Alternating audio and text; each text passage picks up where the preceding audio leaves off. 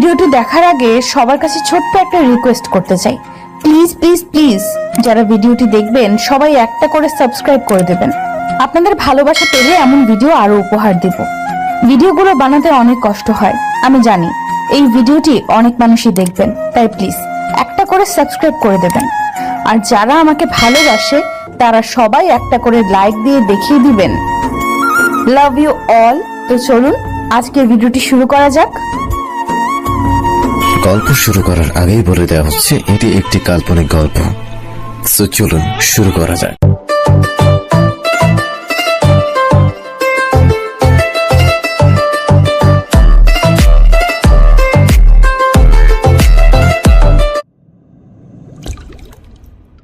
কেন এমন করছিলি তুই? কেন উর্মি কাছে আসলে নিজেকে সামলে রাখতে পারিস না? কেন? অন্যদিকে আলমার প্ল্যান, সে সুইজারল্যান্ডে সে কী করবে না করবে, নতুন কি কোনো বিপদ আসবে, আর সেই বিপদ আসলে আমি কি উর্মিকে রক্ষা করতে পারবো, নাকি হারিয়ে যাবে আমাদের এই অদ্ভুত মিল, এই অদ্ভুত ভালোবাসা? দেখা যাক কি হয়। সকাল 7টা, ঘরটা শান্ত, জানালার বাইরে সবকিছু সাদা কুয়াশা ও হালকা তুষারে ঢেকে আছে। সূর্য খুব ধীরে ধীরে আকাশে ধূসর আভায় দেখা দিতে শুরু করেছে। মৃদু আলো কাচের জানালার কুয়াশার সঙ্গে মিশে ঘরের ভিতরে নরম সোনালি ছায়া ফেলেছে। উর্মি চোখ ধীরে ধীরে খুলল। ঘুমে এখনো ভেতরে রয়ে গেছে, কিন্তু নিঃশব্দ ঘর এবং তুষারের ঠান্ডা বাতাস এক ঝটকায় সরিয়ে দিল উর্মির ঘুমের মধ্যে থাকা স্বপ্ন থেকে। উর্মি কাঁধে ব্ল্যাঙ্কেট জড়িয়ে গুটিসুটি পায়ে উঠে ড্রয়িং রুমে চলে আসে। কিচেনে মিস ব্রিগরেঞ্জা কাজ করছিল। উর্মিকে দেখে মুচকি হেসে বলল, গুড মর্নিং। উর্মি মিস ব্রিগরেঞ্জার কথায় কোনো উত্তর না দিয়ে ফ্যালফ্যাল করে তাকিয়ে থাকে কিছুক্ষণ। এরপর পুরো বাড়ি ঘুরে দেখে আমি কোথাও নেই। উর্মির মন খারাপ হয়ে যায়। উর্মি জানালার কাছে এসে ঠান্ডা কাছে স্পর্শ করে। বাইরে কুয়াশা, গাছের ডাল, আর ধীরে ধীরে ফিস ফিস করে পড়ছে তুষার। তার মনে হলো আমি হয়তো কাল রাতে রেগে চলে গেছি। তার চোখে পানি জমতে লাগলো। উর্মি চুপচাপ কুকড়ে বসে আর বাচ্চাদের মতো কাঁদতে লাগে। কান্নার শব্দে ঘর ভরে না, কিন্তু তার মন ভেঙে উঠছে। বাইরে শান্ত কুয়াশা যেন তার একাকিত্বকে আরো গভীর করে দিচ্ছে। উর্মি কাঁদতে কাঁদতে ফিসফিস করে বলল, নিশ্চয়ই পুতুল বর আবারও রাগ করেছে আমার উপর। বলেই উর্মি উপরের দিকে তাকিয়ে হা করে জোরে শব্দ করে কেঁদে ওঠে। মিস ব্রিগরেঞ্জা ছুটে আসে উর্মির কাছে। নিজস্ব ভাষায় জিজ্ঞাসা করে, কি হয়েছে? মিস ব্রিগরেঞ্জার কোনো কথাই উর্মি বুঝতে পারে না। অন্যদিকে মিস ব্রিগরেঞ্জাও বুঝতে পারে না উর্মির কোনো কথা। কোনো উপায় না পেয়ে মিস ব্রিগরেঞ্জা গুগল ট্রান্সলেট বের করে জিজ্ঞাসা করে, কি হয়েছে তোমার? কাঁদছো কেন? উর্মি মোবাইল থেকে বাংলা ট্রান্সলেটে কথাগুলো শুনে চোখ মুছে উত্তর দেয়, আমার পুতুল বর কোথায়? মিস ব্রিগরেঞ্জা বুঝতে পারে পুতুর বর বলতে সে আমাকে বুঝিয়েছে। মিস ব্রিগরেঞ্জা উত্তর দিল, সে তো ভার্সিটিতে গিয়েছে। কেন, তুমি জানো না রওশন স্যার ভার্সিটির ফিনিক্সের প্রফেসর? উর্মি বাংলায় ট্রান্সলেশন শুনলেও ভার্সিটি কি সেটা বুঝতে পারেনি। মিস ব্রিগরেঞ্জা আশ্বাস দিয়ে বলল, কোনো ব্যাপার না, আমি যাওয়ার পথে তোমাকে ভার্সিটির সামনে নামিয়ে দেব। উর্মির চোখ খুশিতে চকচক করে উঠল। উর্মি মাথা নেড়ে খুশি হয়ে মিস ব্রিগরেঞ্জাকে ধন্যবাদ জানায়। এদিকে সুইজারল্যান্ডের টপ ভার্সিটির মধ্যে অন্যতম হলো ইথ জুরিস ভার্সিটি। এখানে সব ব্রিলিয়ান্ট থেকে ব্রিলিয়ান্ট এবং অভিজাত পরিবারের সন্তানেরাই পড়াশোনার সুযোগ পায়। বড় ক্যাম্পাসে সকল স্টুডেন্টের সরাসরি, কেউ বাইরে মুখ গুজে পড়াশোনা করছে, তো কেউ কেউ বসেছে আড্ডার আসর। ভার্সিটির গেটে এসে দাঁড়ায় আমার গাড়ি। ভেতর থেকে আমি বের হয়ে আসি কালো স্যুটবুট পরে ফর্মাল লুকে। আশেপাশের মেয়েরা জড়ো হয়ে আমার দিকে হা হয়ে তাকিয়ে থাকে। ভার্সিটির একমাত্র সুদর্শন প্রফেসর হলাম আমি। মেয়েরা আমার জন্য পাগল হলেও কারো আজ পর্যন্ত সাহস হয়নি আমাকে প্রপোজ করার। তবে ভার্সিটির কিছু বাঙালি মেয়েরা তো মনে মনে ঠিকই করে ফেলেছে যে আমাকে বিয়ে করে ফেলবে। ভার্সিটির গেট দিয়ে প্রবেশ করতেই চারদিক থেকে সবাই একসাথে বলে উঠল, good morning professor. Good morning বলে আমি সামনের দিকে এগিয়ে যাই। কিছুক্ষণ পর মিস ব্রিগরেঞ্জা উর্মিকে সাথে করে নিয়ে ভার্সিটির সামনে নামিয়ে দিয়ে বলল, এখানেই রওশন স্যার আছে, তুমি ভিতরে গিয়ে কাউকে জিজ্ঞেস করলে সে তোমাকে রাস্তা দেখিয়ে দেবে। বলে মিস ব্রিগরেঞ্জা তড়িঘড়ি করে চলে যায়। তার নাকি কি যেন কাজ আছে। মিস ব্রিগরেঞ্জা এখনও জানেন না যে উর্মির মানসিক অবস্থা ভালো না, না হলে তিনি কখনোই উর্মিকে এভাবে ছাড়তো না। মিস ব্রিগরেঞ্জা চলে গেলে উর্মি এখানে ড্যাব ড্যাব করে তার যাওয়ার দিকে হা হয়ে তাকিয়ে থাকে। এরপর গুটিসুটি পায়ে ভার্সিটির ভেতর ঢুকে যায়। সিকিউরিটি গার্ড উর্মিকে এভাবে ঢুকতে দেখে সে জিজ্ঞাসা করে, আপনার আইডি কার্ড দেখান, তারপর প্রবেশ করুন। উর্মি অচেনা লোক দেখে ঘাবড়ে গিয়ে বলল, আমার পুতুল বর কোথায়? আমি পুতুল বরের কাছে যাব। সিকিউরিটি গার্ড উর্মির কথা বুঝতে পারে না, মনে করে মেয়েটা হয়তো পাগল। আজে বাজে বকছে ভেবেই তিনি উর্মিকে বের করে দিতে থাকে। উর্মির দিক বেদিক না পেয়ে বলল, আমি রৌশাদ ভাইয়ার সাথে দেখা করব, আমাকে প্লিজ নিয়ে চলুন। দূরে দাঁড়িয়ে কিছু মেয়ে এতক্ষণ একে অপরের সাথে আড্ডা দিচ্ছিল। তাদের মধ্যে প্রিয়া নামের এই বাঙালি মেয়েটি। এক কথায় আমার প্রেমে পাগল। প্রিয়া উর্মির মুখে আমার নাম শুনে ধীরে ধীরে এগিয়ে আসে। উর্মির দিকে তীক্ষ্ণ দৃষ্টিতে তাকিয়ে জিজ্ঞাসা করে, রোশন স্যারকে তুমি কিভাবে চেনো? তুমি আমার পুতুল বরকে চেনো? আমাকে নিয়ে চলো না প্লিজ, এই পচা আঙ্কেল আমাকে বের করে দিচ্ছে। উর্মির চোখে এক আকাশ পরিমাণ আশা নিয়ে প্রিয়াকে উদ্দেশ্য করে কথাগুলো বলল। উর্মির কথায় প্রিয়ার চোয়াল শক্ত হয়ে আসে। বাঁকা হেসে বলে, পুতুল বর? রোশন স্যার তোমার পুতুল বর কি করে হয়? পাশ থেকে প্রিয়ার বেস্ট ফ্রেন্ড নীলা বিদ্রুপ করে বলে ওঠে, আরে দেখছিস না মেয়েটা পাগল, তাই যা ইচ্ছে তাই বলছে। এসব মেয়েরা এমনই হয়, পাগল হলেও ছেলেদের গলায় ঝুরে পড়ার ইচ্ছে ওদের শিরায় শিরায় আছে। প্রিয়া চোখ ছোট ছোট করে উর্মির দিকে তাকায়। উর্মি এদের কারো কথা কিছুই বুঝতে পারছে না। উর্মি কিছুক্ষণ এদিক ওদিক তাকিয়ে আবারও প্রিয়াকে বলল, আপু আমার পুতুল বর কোথায়? আমাকে আমার পুতুল বরের কাছে নিয়ে চলো। কে তোর পুতুল বর? হ্যাঁ, প্রিয়ার প্রশ্নে উর্মি মনে মনে ভাবে পুতুল বর বললে কেউই চিনবে না, তাই নাম বলতে হবে। উর্মি ভাঙা শব্দে বলল, আমার পুতুল বরের নাম রৌশাদ। তোমরা তাকে চেনো না? অনেক লম্বা, দেখতেও একদম আমার পুতুল বরের মতো সুন্দর। প্রিয়ার রাগ যেন তরতর করে বেড়ে যায়। প্রিয়া মুচকি এসে উর্মিকে বলল, হ্যাঁ যাবো তো, তোকে তোর পুতুল বরের কাছে নিয়ে চল তো আমার সাথে। উর্মি খুশি হয়ে মাথা নাড়ায়। প্রিয়া উর্মির কাঁধে হাত রেখে উর্মিকে নিয়ে ভেতরে চলে আসে। ভার্সিটির বিশাল ক্যাম্পাস পার করে সবাই মিলে উর্মিকে নিয়ে ক্যাম্পাসের পিছনে পরিত্যক্ত বাস্কেটবল গ্রাউন্ডে আসে। উর্মি চারদিকে একবার তাকিয়ে জিজ্ঞাসা করে, কোথায় আমার পুতুল বর? এখানে তো নেই। প্রিয়া উর্মির কাঁধে হাত রেখেই বলল, পুতুল বর করা বন্ধ কর, আয় তোর সাথে এক ম্যাচ বাস্কেটবল খেলি। প্রিয়ার সঙ্গপালদের মধ্যে থাকা এক মেয়ে একটি বাস্কেটবল ছুঁড়ে প্রিয়ার হাতে দেয়। প্রিয়া বল হাতে নিয়ে উর্মির দিকে তাকিয়ে একটা শয়তানি হাসি দেয়। উর্মি কিছু বুঝে ওঠার আগেই প্রিয়া বাস্কেটবল ছুঁড়ে উর্মির গায়ে মারে। বাস্কেটবল সোজা উর্মির হাতে এসে লাগে। উর্মি ব্যথায় জোরে কান্না করে দেয়। কান্না করতে করতে বলল, তুমি আমাকে কেন মারলে? আমি তোমার কি ক্ষতি করেছি? আমাকে আমার পুতুল বরের কাছে নিয়ে চলো। উর্মির কথায় প্রিয়ার কোনো রকম ভ্রুক্ষেপ হয় না। উর্মি আরও জোরে কাঁদতে শুরু করলে প্রিয়ার ইশারায় ওর বান্ধবীরা উর্মির হাত ধরে দাঁড় করায়। উর্মি নিজের হাত ছাড়ানোর চেষ্টা করে, কিন্তু কিছুতেই পারে না। প্রিয়া শয়তানি হাসি দিয়ে সামনে এসে একের পর এক থাপ্পড় উর্মির গালে মারতে থাকে। উর্মির গাল টুকটুকু হয়ে গেছে। কেঁদে কেঁদে আকুতি স্বরে বলল, আমাকে কেন মারছো তোমরা? আমি কি করেছি? ছেড়ে দাও আমাকে। কি করছিস তুই? তোর সাহস কি করে হয় আমার রোশন স্যারকে নিজের পুতুল বর বলার? কোথাকার কোন পাগল মেয়ে এসেছে রোশন স্যারকে ইমপ্রেস করতে? তোর মতো রাস্তার মেয়ের দিকে রোশন স্যার কখনো ফিরে তাকাবে না। বলে উর্মির গালে একটা সজোরে থাপ্পড় মারে প্রিয়া। উর্মি ব্যথায় ডুকরে কেঁদে ওঠে। প্রিয়া নিজের বান্ধবীদের ইশারা করলে সবাই মিলে উর্মিকে ধরে ভার্সিটির গেটের বাইরে ছুঁড়ে মারে। উর্মি পড়ে গিয়ে হাতে কোণে ভীষণ রকমের ব্যথা পেয়ে আর জোরে কাঁদতে থাকে। এখন গেটের আশেপাশে কেউ নেই, শুধুমাত্র সিকিউরিটি গার্ড ছাড়া। ভদ্রলোক উর্মির এই অবস্থা দেখে ছুটে এসে নিজ ভাষায় বলে, আমি আপনাকে আগেই নিষেধ করতে চেয়েছিলাম। তখন রওশন স্যারের নাম আপনার মুখে শুনেছি, তখন চেয়েছিলাম আপনাকে নিয়ে যেতে তার কাছে, তবে তা হওয়ার আগেই আপনি ওই মেয়েগুলোর নজরে পড়েছেন। আচ্ছা, আপনি একটু অপেক্ষা করুন, আমি রওশন স্যারকে এক্ষুনি ডেকে আনছি। কথাগুলো এক নিঃশ্বাসে বলে লোকটি ভিতরে চলে যায়। উর্মি তার যাওয়ার দিকে তাকিয়ে থাকে পানি ভরা চোখ নিয়ে। সিকিউরিটি গার্ড এতক্ষণ কী বলেছে উর্মিতে একটু বুঝতে পারেনি। উর্মি এবার চোখ মুছে উঠে দাঁড়ায়। বিশাল ভার্সিটির দিকে তাকিয়ে মুখ বেঁচকে কেটে বলল, পচা স্কুল, যেমন এখানকার লোকগুলোও পচা, তেমনই স্কুলও পচা। আর আসবো না এখানে।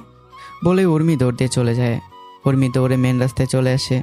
চারপাশে এত গাড়ি, এসব দেখে উর্মি ভয় পেয়ে যায়। দিক বেদিক হয়ে রাস্তার মাঝে চলে আসে।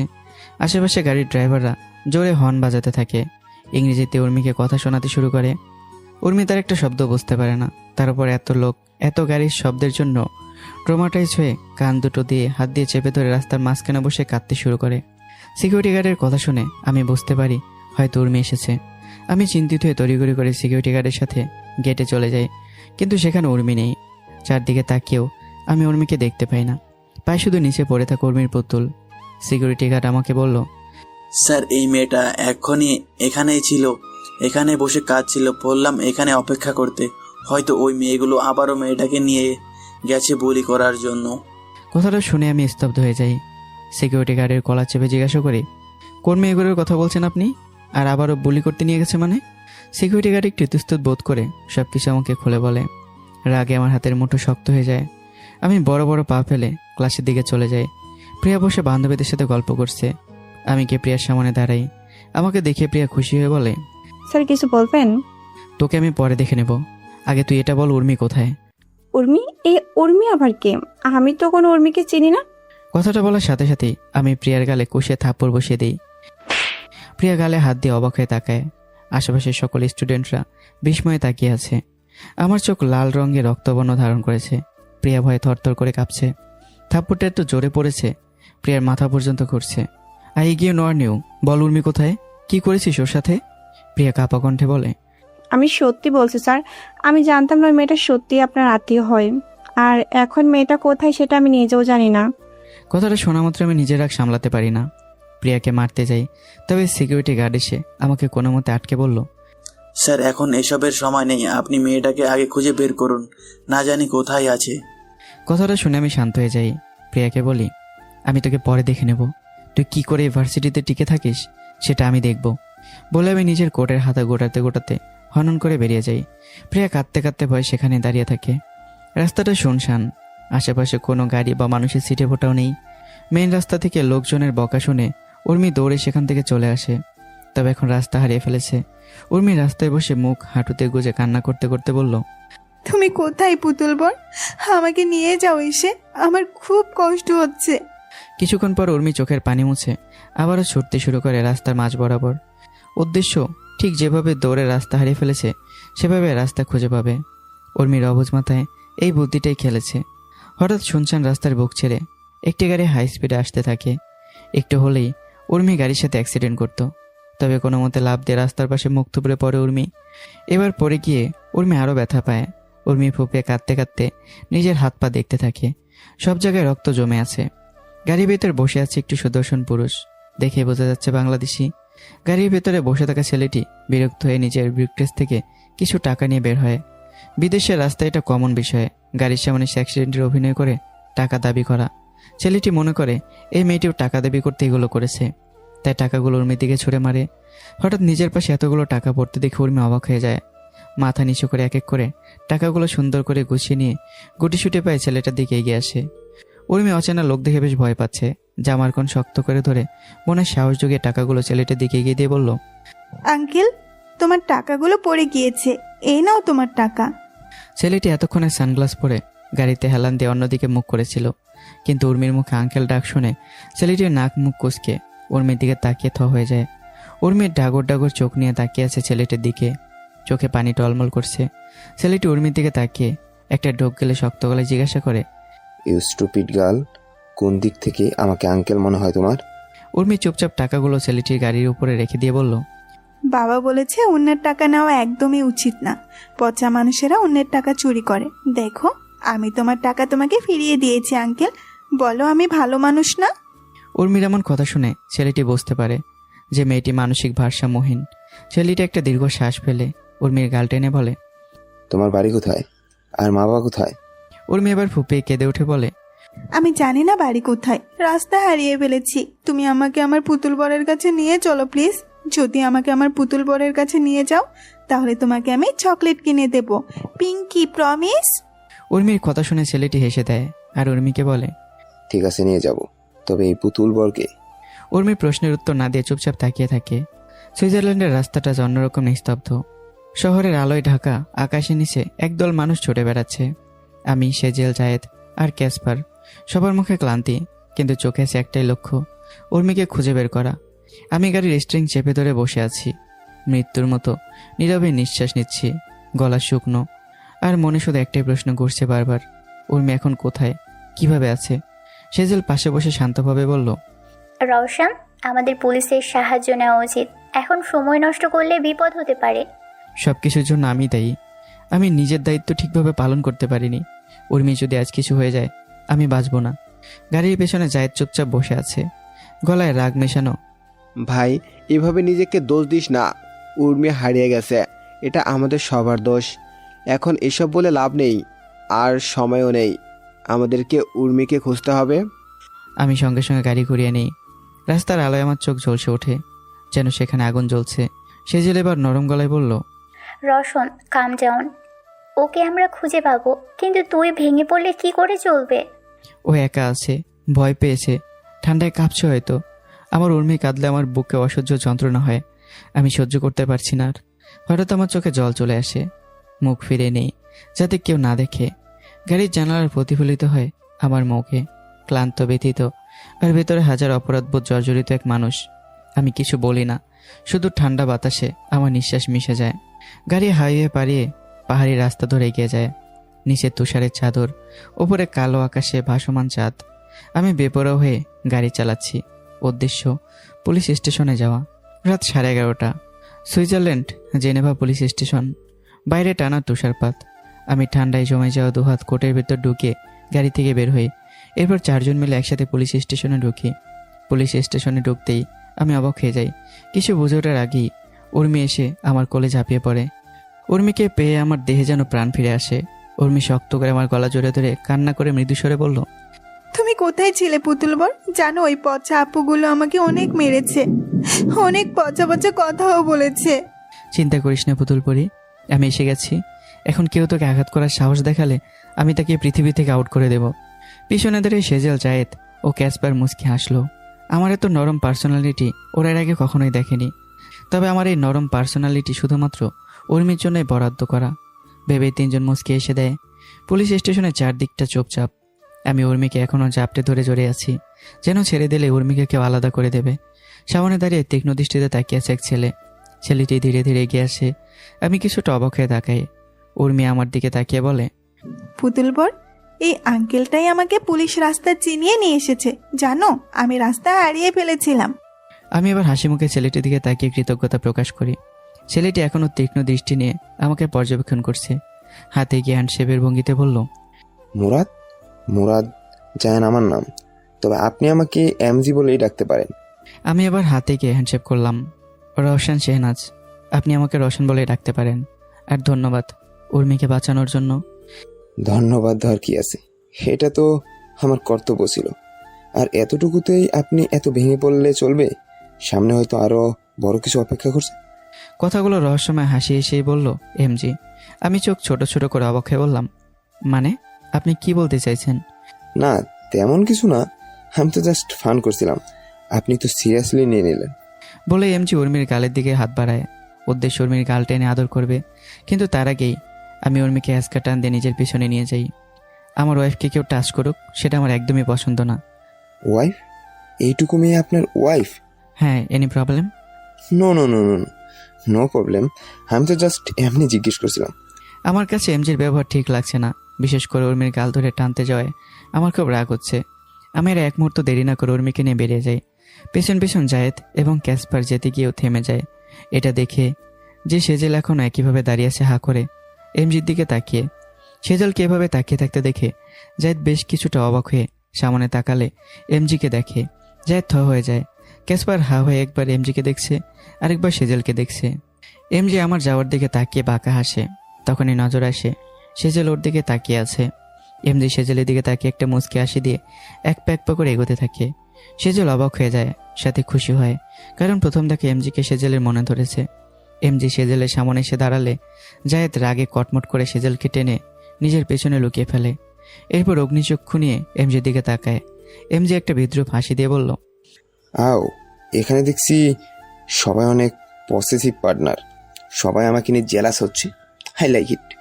ফালতু কথা বলা বন্ধ করুন, বুঝলেন? বাইরের মানুষের মতো থাকুন। জায়েদ, তুই এখানে কেন কথা বলছিস ওনার সাথে? এটা কি ধরনের ব্যবহার? কথাটা বেশ রেগে সেজেল জায়েদকে উদ্দেশ্য করে বলল।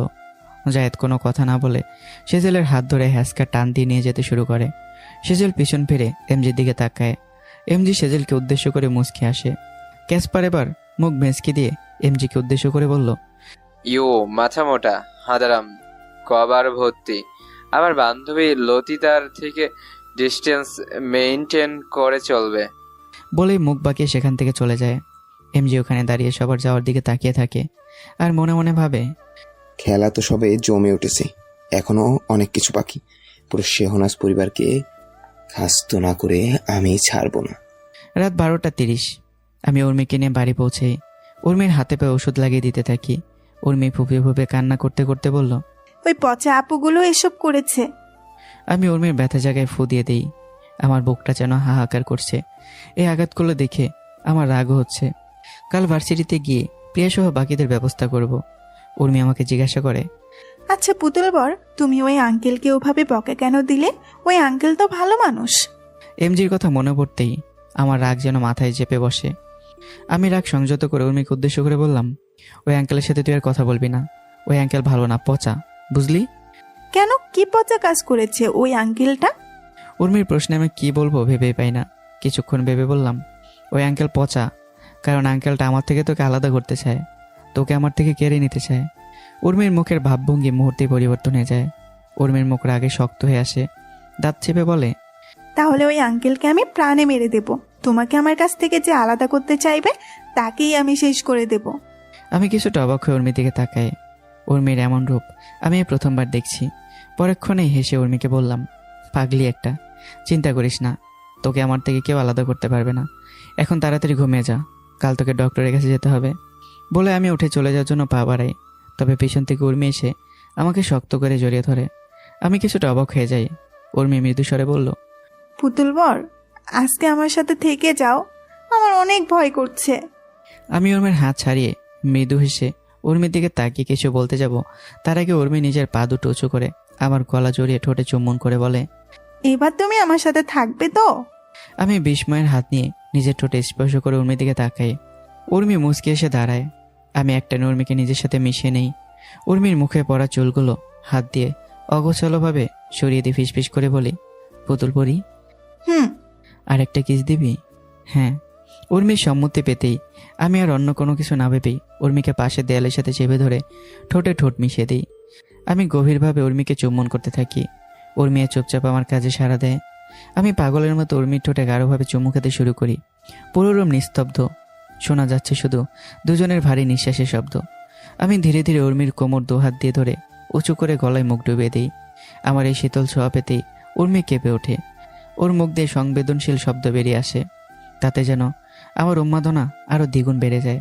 উর্মি সহ্য করতে না পেরে ধীর কণ্ঠে বলল, পুতুল বর, এবার থামো। আজ থামতে বলিস না। আজ আমি তোকে খুব করে চাইছি, প্লিজ আমার বুকে আগুন জ্বালে এভাবে আমাকে একা করে দিস না।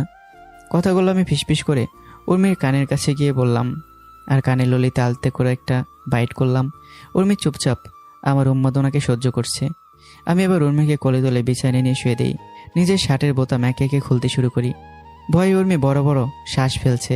এর সাথে যেন বুক ওঠানামা করছে, যা দেখে আমার চোখ ফুটে ওঠে অস্থিরতায়। মনে জেগে ওঠে আরও ভয়ঙ্করভাবে কাছে পাওয়ার আকুলতা। আমি বেসামাল হয়ে আবারও আঁকড়ে ধরে উর্মির ঠোঁট থেকে গলা পুরো শরীর ছুঁয়ে দিতে থাকি নিজের ওই ঠোঁট জোড়া দিয়ে। উর্মি চোখ দিয়ে টপটপ করে পানি পড়ছে। উর্মি আবারও বলল, উফ, এবার ছাড়ো পুতুল বর। আমার এই ভাবভঙ্গির কোনো পরিবর্তন হলো না। আমার উন্মাদনা যেন উর্মির ঘাড়ে গলায় ভালোবাসার পরশ ছুঁয়ে দিচ্ছে। আমি এবার এক টানে উর্মির পরনে জামা খুলে নেই। উর্মি অবাক হয়ে বলল, পুতুল বরটা কি করলে তুমি? কোনো কথা না, আমি তোকে ব্যথা দেব না, তাই ভয় পাস না। উর্মির দেহের প্রতিটা অংশ এখন আমার কাছে দৃশ্যমান। উর্মির ফর্সা শরীর সব দৃশ্যমান হয়ে উঠল আমার সামনে। আমি এবার আরও উন্মাদ হয়ে উর্মির মধ্যেই ডুবে যাই। উর্মির উন্মুক্ত শরীরে মুখ ডুবে দিয়ে পাগলের মতো চুম্বন করতে থাকি। পুতুল বর, লাগছে, এবার ছাড়ো। আমার কণ্ঠে এখন মিশে আসে এক গভীর উন্মাদনা, যা জানান দিচ্ছে আজ কেউ আমার থেকে উর্মিকে আলাদা করতে পারবে না। উর্মি এবার মুখ বুঝে দাঁত কামড়ে সব কিছু সহ্য করতে থাকে।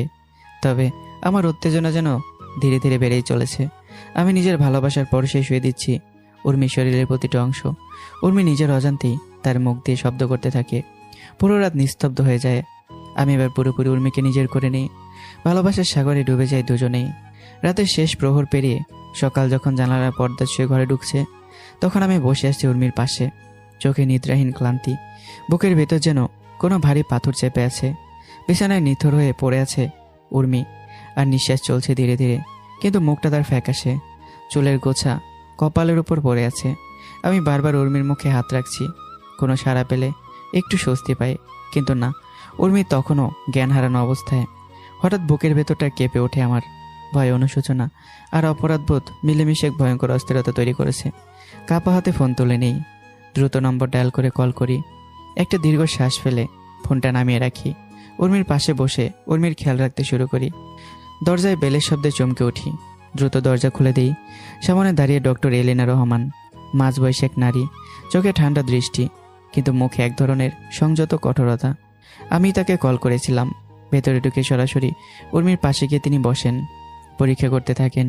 কিছুক্ষণ পর ডক্টর এলিনা উর্মিকে কিছু ওষুধপত্র ও স্যালাইন দিয়ে আমার দিকে রাগে দৃষ্টিতে তাকিয়ে হনহন করে বেরিয়ে যান।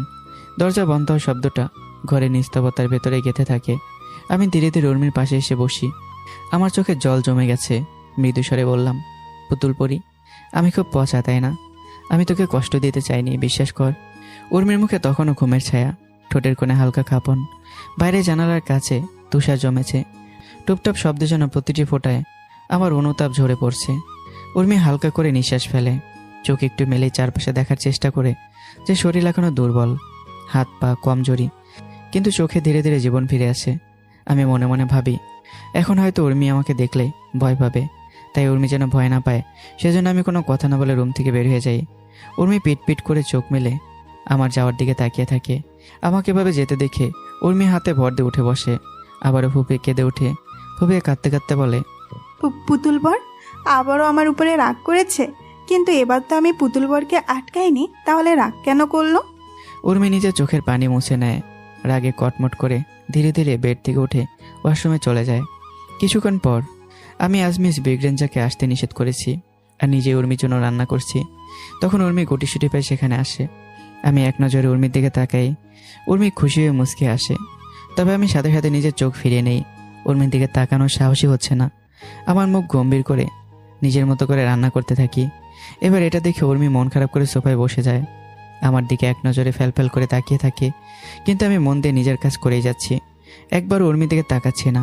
উর্মি এবার হা করে বাচ্চাদের মতো জোরে কান্না করে দেয়। হঠাৎই উর্মিকে কাঁদতে দেখে আমি হকচকে উঠি। কিছুটা বিস্ময়ের দৃষ্টিতে উর্মির দিকে এগিয়ে গিয়ে উর্মিকে আলতো করে থুতনি উঁচু করে জিজ্ঞাসা করি, কি হয়েছে পুতুল পরি, কাঁদছিস কেন? উর্মির কান্না থামার কোনো নামই নেই। শুধু চোখ দিয়ে পানি পড়ছে না, বরং তার সাথে নাক মুখ দিয়েও পানি ঝরছে। আমি তাড়াতাড়ি একটা টাওয়াল এনে উর্মির নাক মুখ সুন্দর করে মুছে দিই, তবে মুছেও লাভ হয় না। উর্মি যেন ইচ্ছে করেই কান্না করে আবারও নাক মুখ দিয়ে পানি ঝরাচ্ছে। আমি এবার একটু বিরক্ত হয়ে বললাম, কাঁদছিস কেন, কি হয়েছে তোর? পরক্ষণে আমি একটা ঢোক গিলে কাপা স্বরে বললাম, তুই কি কাল রাতের জন্য কাঁদছিস পুতুল পরি? উর্মি এই কথা শুনে কান্না থেমে আমার দিকে তাকায়। সাথে সাথে আমি নিজের চোখ ঘুরিয়ে নিয়ে উঠে যেতে যেতে বললাম, তুই একটু ওয়েট কর পুতুল পরি, আমি খাবার নিয়ে আসছি, ওষুধও খেতে হবে তোকে। বলে চলে যেতে নেই, তবে পেছন থেকে উর্মি আমার হাত টেনে ধরে। আমি কিছুটা অবাক হয়ে নিজের হাতের দিকে একবার তাকিয়ে উর্মির দিকে তাকাই। উর্মি ঠোঁট ফুলে আমার দিকে তাকিয়ে জিজ্ঞাসা করে, তুমি আমার উপর রেগে কেন আছো পুতুল বর? আমি কি করেছি? খই, আমি কখন তোর উপর রাগ করলাম, পাগলি একটা? তাহলে আমার সাথে কথা কেন বলছো না? তুমি জানো না তোমার সাথে কথা না বললে আমার কষ্ট হয়? উর্মি যে কাল রাতের বিষয়টা নিয়ে আমার উপর রাগ করেনি এটা বুঝতে পেরে আমি শান্তির নিঃশ্বাস ফেলি আর মুচকে এসে বললাম, কে বললো তোর সাথে কথা বলছি না? এই যে কথা বলছি। আচ্ছা তুই ওয়েট কর, আমি ব্রেকফাস্ট নিয়ে আসছি। বলে আমি কিচেনে চলে যাই। উর্মি এক্সাইটেড হয়ে ডাইনিং টেবিলের একটা চেয়ার ধীরে ধীরে টেনে বসে যায়। আজ প্রথমবার নিজের পুতুল বরের হাতে রান্না খাবে বলে কথা। উর্মির খুশি আর দেখে কে। কিছুক্ষণের মধ্যে আমি নিজের রান্না করা ব্রেড আর অমলেট ডাইনিং টেবিলে নিয়ে আসি। সুন্দর করে উর্মির প্লেটে সার্ভ করে দেই। উর্মি এক্সাইটেড হয়ে নিজের প্লেটের দিকে তাকায়। প্লেটের একপাশে চুপসে যাওয়া ব্রেড পুরোটাই পুড়ে কালো হয়ে গেছে, আর অমলেট দেখে মনে হচ্ছে কোন এক দেশের মানচিত্র। ডিমের সাদা অংশ আর কুসুম যেন মিলেমিশে একাকার। উর্মি খাবারের চিড়ি দেখে অবাক হয়ে যায়, এমন খাবার কখনো সে দেখেনি। উর্মিকে এভাবে তাকিয়ে থাকতে দেখে বললাম, কিরে খাচ্ছিস না কেন? খেয়ে বল কেমন হয়েছে। এই খাবার স্পেশালি আমি তোর জন্য বানিয়েছি, যে কোনো মাস্টার শেফকেও হার মানাবে। দেখছিস না খাবারের কালারটা কেমন ডিফারেন্ট হয়েছে? আসলে রওশন শেহনাজের হাতের ছোঁয়া পেয়েছে বলে কথা, এই জন্য এরকম দেখতে। উর্মি এবার আমার দিকে তাকিয়ে আহম্মকের মতো একটা হাসি দিয়ে মাথা চুলকায়। এরপর ধীরে ধীরে খাবারে কামড় বসায়। খাবার খেয়ে উর্মি কোনো রকমের প্রতিক্রিয়া না করে আমার দিকে তাকিয়ে জোরপূর্বক একটা হাসি দিয়ে বলল, অনেক ভালো হয়েছে পুতুল বর, এমন খাবার কাকিমা কখনোই আমাকে খাওয়ায়নি। খাওয়াবি কি করে? রওশন শেহনাজের হাতের ছোঁয়া পেলেই একমাত্র এমন টেস্ট আসে খাবারে, বুঝলি? এবার থেকে প্রত্যেকদিন আমি তোর জন্য রান্না করব। উর্মি চোখ মুখ টান টান করে একটা হাসি দিয়ে বলল, ঠিক আছে পুতুল বর, আমি একটু আসছি। কিন্তু খাবারটা শেষ করে কথাটা শেষ হওয়ার আগেই উর্মি একদরে রুমের দিকে চলে যায়। আমি সেদিকে তাকিয়ে মাথা নেড়ে বললাম, এই মেয়েটা আমার খাবারের কদর বুঝলো না, না হলে এভাবে রেখে যেতে পারতো। বলে আমি কটমট করে উর্মি যাওয়ার দিকে তাকিয়ে আনমনে টেবিলে থাকা ব্রেড হাতে নিয়ে একটা কামড় বসাই। সাথে সাথে আমার চোখ বড় বড় হয়ে যায়। ব্রেড পড়ে গিয়ে একদম তিতা হয়ে গেছে। তড়িঘড়ি করে গ্লাসে পানি ঢেলে খেয়ে নেই। আমার এই অবস্থা দেখে উর্মি দরজার পাশে দাঁড়িয়ে মিটে মিটে হাসছে। আমি উর্মিকে হাসতে দেখে রাগে কটমট করে বলি, দাঁড়া তুই সময় বললি না কেন যে খাবারটা এতটা তিতা, আর তারপর এখানে দাঁড়িয়ে হাসছিস। আজ তোর একদিন কি আমার একদিন। বলে আমি উর্মির দিকে এগোতে শুরু করি। উর্মি আমার দিকে তাকিয়ে হঠাৎই পেছনে সরে যায়, কিন্তু আমি ধীরে ধীরে তার দিকে এগোতেই থাকি। উর্মি একটু কাঁচা কাঁচা স্বরে চিৎকার করে, না না পুতুল বর, এইবার তো আমি কোনো দুষ্টামি করিনি। আমি নিজের চোখে হাসি লুকিয়ে কটমট করে বললাম, দুষ্টুমি তো করেছিস, তোকে এখন শাস্তি দিতে হবে পুতুল পরি। উর্মি হঠাৎ হেসেই আমার চোখ এড়াতে পা দ্রুত বাড়াতে শুরু করলো। আমিও পিছু টানি না, হাত সরে তাকে ধরার চেষ্টা করি, তবে উর্মি হাত ফসকে যায়। ড্রয়িং রুমে ছোটাছুটি করতে করতে উর্মি ছোপার চারপাশে ঘুরে বেড়াচ্ছে, আর আমি যেন ছোট্ট বাচ্চার মতো উর্মির পিছু পিছু দৌড়াচ্ছি। হঠাৎ উর্মি পা পিছলে যায়, আর আমি সামনে ঝাঁপিয়ে উর্মিকে ধরে ফেলি। তবে তাল সামলাতে না পেরে উর্মি আর আমি দুজনেই সোফাতে পড়ে যাই। উর্মির ওপরে আমি, দুজনে একে অন্যের দিকে তাকিয়ে হেসে হেসে পড়ে আছি। আর আমি হাসতে হাসতে বলি, পুতুল পরি, এবার তো তোকে ধরে ফেললাম। তবে হঠাৎ করেই আমি নিজে হুঁশে ফিরে আসি। উর্মির ওপর থেকে তড়িঘড়ি করে উঠে যেতে নেই, কিন্তু তার আগেই উর্মি দু হাত দিয়ে আমার গলা জড়িয়ে ধরে আমার ঠোঁটে ছোট্ট একটা চুমু খায়। আমি চোখ ছোট ছোট করে জিজ্ঞাসা করলাম, এটা কি হলো? উর্মি নিজের 32 ফাটি দাঁত বের করে খিলখিল করে হেসে আহ্লাদি কণ্ঠে বলল, পুতুল বর, তোমার ঠোঁটগুলো ললিপপের থেকেও মিষ্টি। আমাকে যদি কেউ বলে ললিপপ নেবে নাকি তোমার ঠোঁট নেব, তাহলে আমি তো তোমার ঠোঁটগুলোই বেছে নিতাম। আচ্ছা, তো পাকা পাকা কথা কোত্থেকে শিখেছিস? হ্যাঁ, সত্যি বলছি, তোমার ঠোঁটগুলো আসলেই অনেক মিষ্টি। বলতে বলতে উর্মি চোখগুলো ছোট ছোট করে আমার ঠোঁটে হাত রাখে। আমি এবার একটা ডেভিল স্মাইল দিই, কারণ মেঘ না চাইতে বৃষ্টি হাজির হয়েছে। আমি কোনো কথা না বলেই উর্মির ঠোঁটে ঠোঁট মিলিয়ে দিই। ধীরে ধীরে চুম্বন গাঢ় হতে শুরু করে। সুইজারল্যান্ডের ক্যাফেটি খুব সুন্দর ও মনোরম। বড় কাছে জানালা দিয়ে আলো প্রবেশ করছে। ভেতরে কাঠের টেবিল ও আরামদায়ক চেয়ার, দেয়ালে হালকা আর্ট ও গ্রিন প্ল্যান্ট সাজানো। বাইরে ছোট বারান্দায় টেবিল, সেখানে দর্শনীয় পাহাড় ও নদীর দৃশ্য দেখা যায়। ক্যাফেতে বসে আছে সেজেল, চোখে সানগ্লাস, মুখ গম্ভীর। কিছুক্ষণ পর বাইক নিয়ে হাজির হয় জায়েদ। জায়েদ বাইক থেকে নেমে সোজা গিয়ে সেজেলের পাশে চেয়ারে বসে যায়। সেজেল একবারও জায়েদের দিকে তাকায় না। জায়েদ সেজেলকে জিজ্ঞাসা করে, কিরে, ক্যাসপার কোথায়? আর তুই এমন চুপচাপ বসে কেন? সেজেল কিছুটা রাগী কণ্ঠে বলল, ক্যাসপার কোথায় তা আমি কিভাবে জানবো? হয়তো কোনো গার্লফ্রেন্ড নিয়ে ঘুরছে। কিন্তু তুই এমন চুপচাপ কেন আছিস? কাল রাতে কলও ধরিস নিয়ে, কি হয়েছে তোর? তোর জানার কোনো দরকার নেই। আরে বল না কি হয়েছে। না থাক। বল বলছি। সেজেল এবার আরো রেগে যায়। রাগে কটমট করে উঠে দাঁড়িয়ে বলল, জানতে চাস না কি হয়েছে? তুই কাল এমজির সাথে অমন ব্যবহার কেন করলি? আর আমাকে জোর করে কেন ওখান থেকে আনলি? সেজেলের কথায় জায়েদ কিছুটা থমকে যায়। জায়েদ বিস্ময়ে বলল, তুই ওই বাইরের ছেলেটার জন্য আমার উপর রাগ করছিস? কে হয় ও তোর? দেখ, ফালতু কথা বলবি না, এমন কোনো বিষয়ই না। না, এমনই বিষয়। কি হয়েছে তোর? ওই ছেলের জন্য কেন এমন করছিস? জায়েদ সেজেলের কাঁধ খামচে ধরে জিজ্ঞাসা করে, ছাড়, আমাকে লাগছে। না, আগে তুই এটা বল, ওই ছেলের জন্য কেন এমন করছিস? কোথাও তুই আবার... কথাটা শেষ হওয়ার আগেই সেজেল চিৎকার করে বলল, হ্যাঁ, তুই ঠিক ধরেছিস, আমি ওকে ভালোবেসে ফেলেছি, কিন্তু তোর জন্য ওর নাম্বারটাও নিতে পারলাম না। বলেই সেজেল জোর করে জায়েদের থেকে নিজেকে ছাড়িয়ে বড় বড় পা ফেলে চলে যায়। জায়েদ রাগে হাত মুষ্টিবদ্ধ করে টেবিলে বাড়ি মারে। পরক্ষণে মনে মনে ভাবে, যা ইচ্ছে করুক ও, তাতে আমার কি? আমি ওর কেই বা হই। ভেবে জায়েদ রাগে কটমট করতে করতে বাইকে স্টার্ট দেয়। তুমি এসে গেছো? হ্যাঁ, এই প্রথম তোমার মুখ দেখলাম। তা তুমি কেন শেহজান পরিবারকে ধ্বংস করতে চাও? অন্যদিকে বাড়িতে প্রবেশ করতে করতে জিজ্ঞাসা করলো আলমা। আলমার প্রশ্নে মুচকি এসে সোফার উপর থেকে উঠে দাঁড়িয়ে এমজি বলল, এত কিছু তোমার না জানলেও চলবে। তোমাকে আমি যে কাজের জন্য এখানে এনেছি সেই কাজ মন দিয়ে করো। আলমা মাথা নাড়ে। পরক্ষণে শয়তানি হাসি হেসে বলে, আর আমি যদি তোমার কথা মতো না চলি তাহলে কি করবে? এমজি মুচকে এসে ধীরে ধীরে আলমার দিকে এগিয়ে আসে। আচমকে সে আলমার গলা শক্ত করে চেপে ধরে। মুহূর্তে এমজির মুখের রং পরিবর্তন হয়ে ভয়ঙ্করে পরিণত হয়। আলমা নিজেকে প্রাণপণে ছাড়ানোর চেষ্টা করছে, আর এমজি দাঁতে দাঁত চেপে বলল, আমার কথা না শুনলে তোকে জানে মেরে দিব। তোর মতো চুনোপুটিকে মারতে আমার 2 সেকেন্ড সময় লাগবে না, বুঝলি? বলে এমজি ঝাড়ি মেরে আলমার গলা ছেড়ে দেয়। আলমা সোফার সাথে হাতে ভর দিয়ে গলা ধরে কাশতে থাকে। ভয়ে ভয়ে এমজির দিকে তাকায়। ততক্ষণ এমজির মুখভঙ্গি আবারও শান্ত হয়ে গেছে। আলমা এমজিকে উদ্দেশ্য করে বলল, তোমাকে বোঝা বড়ই কঠিন। আসলে তোমার আসল রূপ কোনটা, যেটা এখন দেখছি নাকি যেটা তুমি আগে দেখালে? এমজি হা হা করে এসে বলল, বেশি গভীরে যেতে চাস না, ডুবে মরবি। আর আমাকে ধোঁকা দেওয়ার চেষ্টা করলেও তুই জানে মারা পড়বি। আলমা কিছুটা ঘাবড়ে এমজির দিকে তাকিয়ে থাকে। অন্যদিকে রাস্তা দিয়ে আনমনে হাঁটছে সেজেল। আগের দিন জাহেদের সাথে অমন ব্যবহার করে একদমই উচিত হয়নি। ওরকম আচরণ করে সেজেল এখন নিজে অনুশোচনায় ভুগছে। সেজেল আনমনে রাস্তার পাশে থাকা ফুটপাতের বেঞ্চে বসে যায়। আর অনেক ভাবনা চিন্তা করার পর ফোন বের করে জাহেদের নাম্বারে ডায়াল করে। কল দিতে গিয়েও দ্বিধায় পড়ে যায়, তবে মনে সাহস জুগিয়ে কল দিয়ে বসে। জাহেদ একটি ক্যাফেতে বসে সেজেলের কথাই চিন্তা করছিল। এমন সময় ক্যাসপার সেখানে আসে। জাহেদকে এত উদাসীন দেখে ক্যাসপার মজা করে জিজ্ঞাসা করে, হেই ব্রো, তোরও কি যৌবনে লাড়া দিচ্ছে? ক্যাসপারের কথা শুনে জাহেদ কটমট করে তাকায়। ক্যাসপার একটু আমতা আমতা করে বলল, না মানে আমি তো বলতে চাচ্ছ তোর কি হয়েছে? কেমন মন খারাপ করে বসে কেন আছিস? না কিছু না। আচ্ছা, সেজেলের সাথে কিছু হয়েছে নাকি? আরে ভাই, তোরা দুজনে এমন কেন বলতো? তোরা দুজন নিজেদের সাথে যতবার ঝগড়া করিস তার এক গুণও আমি আমার গার্লফ্রেন্ডের সাথেও করিনি। তখন ক্যাসপারের ফোনের রিংটোন বেজে ওঠে। মোবাইলের স্ক্রিনে ভেসে ওঠে সজল ডাটা নামটা। ক্যাসপার জায়েদকে ফোনে গিয়ে দেয়। জায়েদ যখন দেখে সেজেল কল করেছে, তখন তড়িঘড়ি করে কল রিসিভ করতে যায়। কিন্তু সেখানে বাদে বিপত্তি। কল রিসিভ করতে গিয়ে ভুল করে কেটে যায়।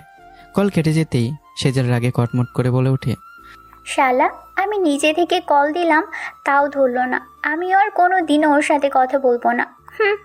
জায়েদ সেজেলের নাম্বার আবারও কল দেয়, কিন্তু সেজেল রাগ করে নিজের ফোন অফ করে দেয়। কল ধরে না। জায়েদ এবার রেগে নিজের সাথে রাগ করতে থাকে। ক্যাসপার চুপচাপ বসে হাদারমের মতো সবকিছু দেখছে। এদিকে ভার্সিটির আঙিনায় আমার হাত ধরে হাঁটছে উর্মি। উর্মি আজ অনেক খুশি। আমি নিজের সাথে করে ওকে ভার্সিটি নিয়ে এসেছি। যাওয়ার পথে আমি উর্মিকে বললাম, কি বলেছিলাম মনে আছে তো? একদমই দুষ্টুমি করবি না, লক্ষ্য হয়ে থাকবি। ঠিক আছে পুতুল বর, তুমি চিন্তা করো না, আমি একদম দুষ্টুমি করব না। আমি উর্মিকে নিয়ে নিজের কেবিনে ঢুকতে যাব, তখন উর্মি বলল, পুতুল বর, আমি একটু জায়গাটা ভালো করে ঘুরে দেখতে চাই। আমি কিছু ভেবে বললাম, আচ্ছা তুই এখানে দাঁড়া, আমি একটা কাজ সেরে আসছি, তারপর আমি তোকে পুরো ক্যাম্পাস ঘুরে দেখাবো। বলে আমি কেবিনের ভেতরে ঢুকে যাই। প্রিয়া এতক্ষণে দূরে দাঁড়িয়ে সবকিছু দেখছিল। আমাকে যেতে দেখি প্রিয়া উর্মির দিকে এগিয়ে আসে। উর্মি কিছুটা অবাক হয়ে ফ্যালফ্যাল করে প্রিয়ার দিকে তাকায়। প্রিয়া উর্মিকে জিজ্ঞাসা করে, রোশান স্যার তোমার কে হয়? আমি কেন তোমাকে বলবো? তুমি তো পচা মেয়ে। আমি পচা মেয়েদের সাথে কথা বলি না। তুমি জানো তোমার জন্য আজ আমাকে এই ভার্সিটি ছেড়ে চলে যেতে হচ্ছে। কতটা কষ্ট করে স্কলারশিপ পেয়ে আমি এই ভার্সিটিতে ভর্তি হয়েছিলাম, কিন্তু এক নিমিষে সব শেষ হলো। কথাটা জলে ভরা চলাচল চোখে দাঁতে দাঁত পিষে বলল প্রিয়া। উর্মির খুব মায়া হয় প্রিয়ার প্রতি। উর্মি অনুশোচনা স্বরে বলল, আমি তো কিছু করিনি আপু, তুমি তো শুধু শুধু আমাকে মেরেছিলে।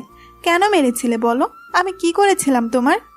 তোমার ভুল একটাই ছিল, রোশন স্যারকে নিজের বর বলা। আমি এটা সহ্য করতে পারিনি। কেন? আমি আমার পুতুল বরকে পুতুল বর বলেছি, তাতে কি সমস্যা? সমস্যা তো অবশ্যই আছে, কারণ আমি রোশন স্যারকে ভালোবাসি। আর রোশন স্যারের নাম হনমের মুখে শুনলে আমি সহ্য করতে পারি না। কথাটা শোনা মাত্রই উর্মির মুখের ভাবভঙ্গি পরিবর্তন হয়ে কঠোরে পরিণত হয়। উর্মির আগে নিজের হাতের মুঠো শক্ত করে ফেলে। কোনো আগাম বার্তা ছাড়াই প্রিয়ার ঘাড় অব্দি পড়া চুলগুলো দু হাতের মুঠিতে নিয়ে জোরে টেনে ধরে। প্রিয়া ব্যথায় ডুকরে ওঠে। পরেক্ষণে প্রিয়া নিজের হাত দিয়ে উর্মির চুল ধরতে যায়, কিন্তু প্রিয়ার হাত সেখানে থমকে যায়। চোখগুলো বড় বড় করে পিছনে তাকিয়ে ঢোক গিলে নেয়। পেছনের দেয়াল ঘেঁষে দু হাত বুকের সাথে জোরে তীক্ষ্ণ চোখে দাঁড়িয়ে আছে আমি। আমাকে দেখে প্রিয়ার আর সাহস হয় না উর্মির চুলে হাত দেওয়ার।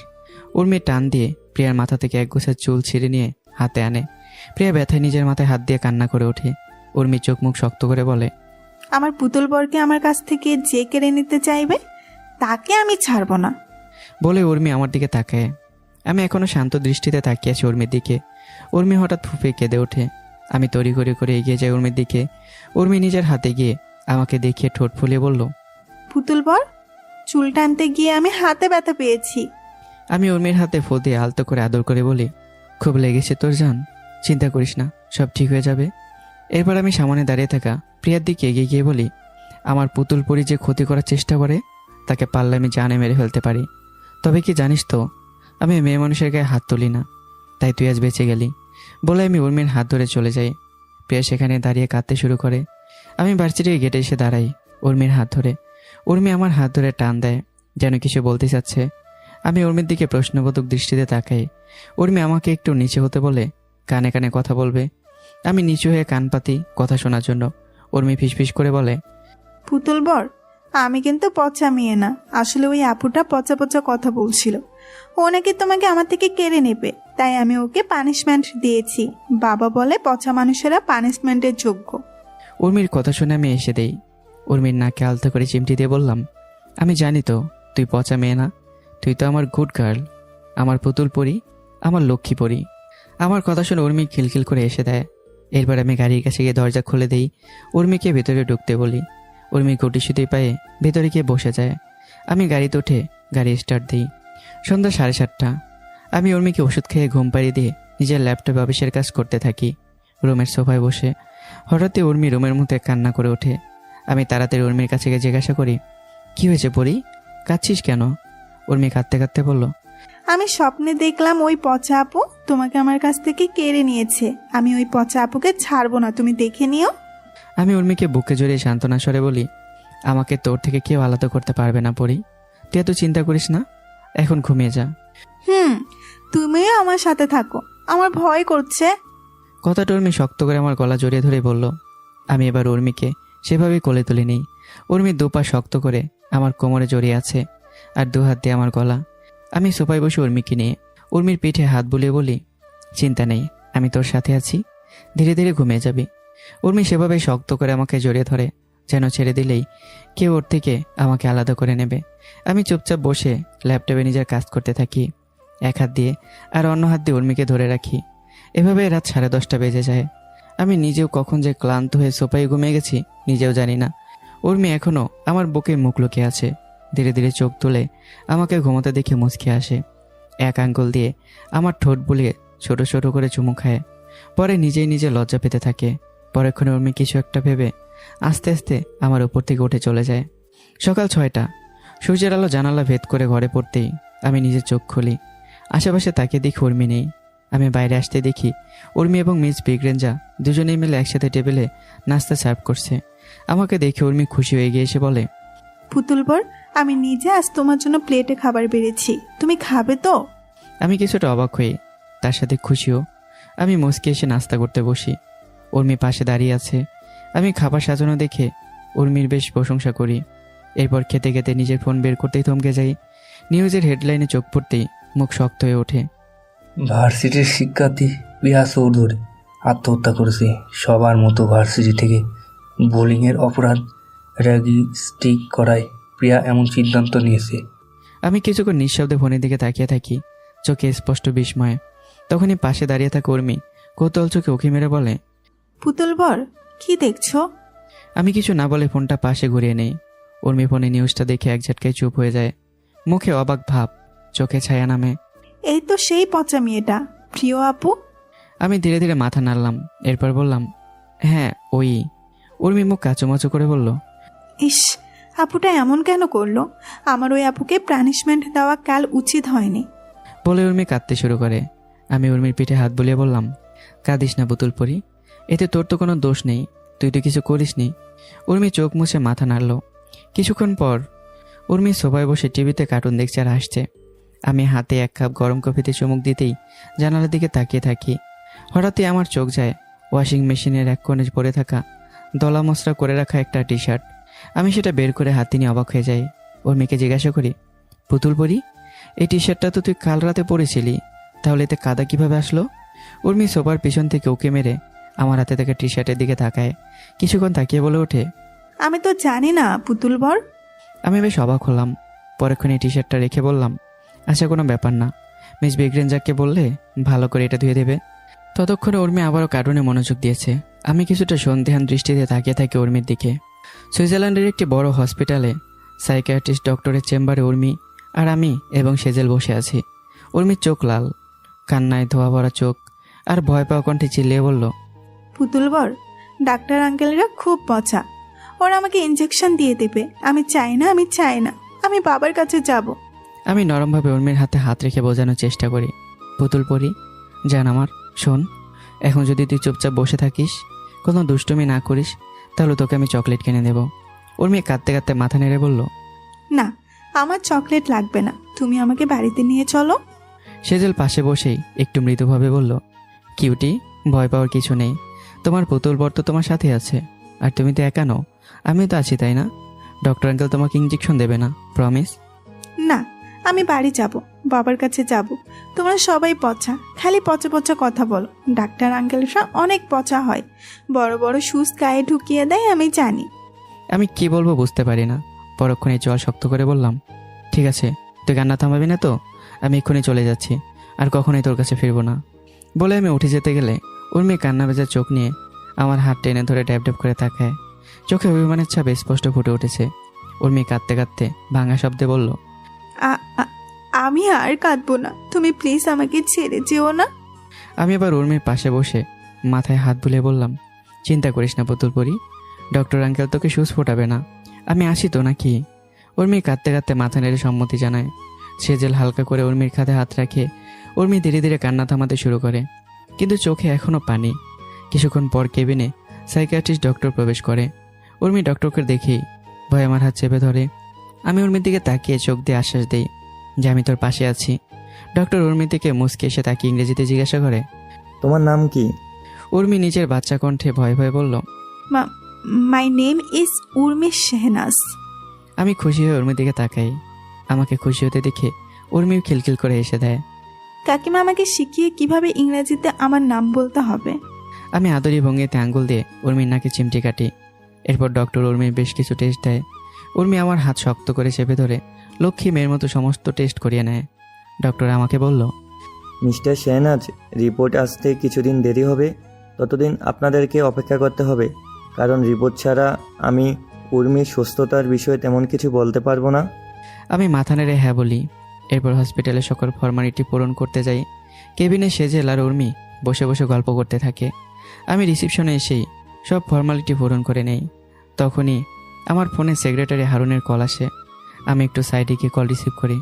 ওই পাশ থেকে হারুন বলে, স্যার, আপনি যা যা বলেছিলেন সব করেছি, এখন কি করব? আপাতত প্রিয়ার অ্যাপার্টমেন্টের সামনে সকল সিসিটিভি ফুটেজ নষ্ট করে দিলেই চলবে, বাকিটা আমি সামলে নেব। Okay sir. কথা বলে শেষেই আমি কল কেটে দিয়ে ডক্টরের কেবিনে চলে যাই। সাথে সাথেই দেয়ালের পেছনে লুকিয়ে থাকা আলমা বেরিয়ে আসে। আলমার মুখ ওড়না দিয়ে ঢাকা, চোখে সানগ্লাস। আলমা আমার যাওয়ার দিকে তাকিয়ে মনে মনে ভাবে, এই প্রিয়াটা আবার কি, আর কিসের সিসিটিভি নষ্ট করার কথা বলছে রওশন ভাই? পরক্ষণে আলমা খেয়াল করে আমি উর্মি এবং সেজেলের সাথে কেবিন থেকে বেরিয়ে আসি। আলমা তাড়াতাড়ি করে ভালো করে নিজের মুখ ওড়না দিয়ে ডেকে সাইডে সরে যায়। আমরা চলে আসার পর আলমা বেরিয়ে আসে। আমি উর্মির হাত ধরে এখান থেকে ওর চোখের সামন থেকে নিয়ে গেলাম। এটা কিছুতেই আলমা সহ্য হচ্ছিল না। আলমা মনে মনে প্রতিজ্ঞা করে বলল, উর্মি, আমার রওশন ভাইকে আমার থেকে কেড়ে নিয়ে একদমই ঠিক করিসনি, তোর জীবন আমি নরক করে তুলবো। এদিকে মনোরম পরিবেশের এক ক্যাফেতে আজ খুব সুন্দর করে হিরোর মতো স্টাইলে সেজে এসেছে ক্যাসপার। কারণ আজ ক্যাসপার নিজের 50তম অনলাইন গার্লফ্রেন্ড অ্যাঞ্জেলিনার সাথে মিট করবে, তাই মন মেজাজও খুব ফুরফুরে। ক্যাফেতে প্রবেশ করার সময় ক্যাসপার এক ওয়েটারের পকেটে বেশ কিছু ডলার গুঁজে দিয়ে কাঁধে ভার দিয়ে বলে। ওয়েটার খুশি হয়ে হেবলাকান্তের মতো হাসি দেয়। ক্যাসপারের মুখে মুহূর্তে অন্ধকার নেমে আসে। ক্যাসপার টাকাগুলো পকেট থেকে ফিরিয়ে নিয়ে বলল, এ কেমন হাসি ভাই? একটু ভালো করে তো হাসতে পারতি নাকি? মনে হয় দিনটাই খারাপ যাবে। বলে ক্যাসপার ভেতরে ঢুকে যায়। ওয়েটার কাচুমাচু মুখ করে তাকিয়ে থাকে। ক্যাসপার ভেতরে গিয়ে এদিক ওদিক তাকিয়ে অ্যাঞ্জেলিনাকে খুঁজতে থাকে, কিন্তু না, সব টেবিলে কেউ না কেউ পার্টনারের সাথে বসে আছে। ক্যাসপার লক্ষ্য করে এক বৃদ্ধ মহিলা নিজের ফোকলা দাঁত বের করে ওর দিকে তাকিয়ে খিলখিল করে হাসছে। ক্যাসপার কিছুটা কৌতূহলী হয়ে তাকে উদ্দেশ্য করে হেসে জিজ্ঞাসা করে, আপনি কি এখানে আমার গার্লফ্রেন্ড অ্যাঞ্জেলিনাকে দেখেছেন? অনেক সুন্দর দেখতে। আজ লাল ড্রেস পরে আসার কথা ছিল। কথাটা বলতে ক্যাসপার খেয়াল করে বৃদ্ধ মহিলাটি আজ লাল রঙের একটা ওয়েস্টার্ন পরেছে। ক্যাসপার কিছুটা বিস্ময়ে তাকায়, কারণ এই ক্যাফেতে একমাত্র এই মহিলাই লাল ড্রেস পরে আছে। কিন্তু পরেক্ষণে ক্যাসপার নিজের উপর হাসতে হাসতে বলে, আরে ক্যাসো, তুইও না?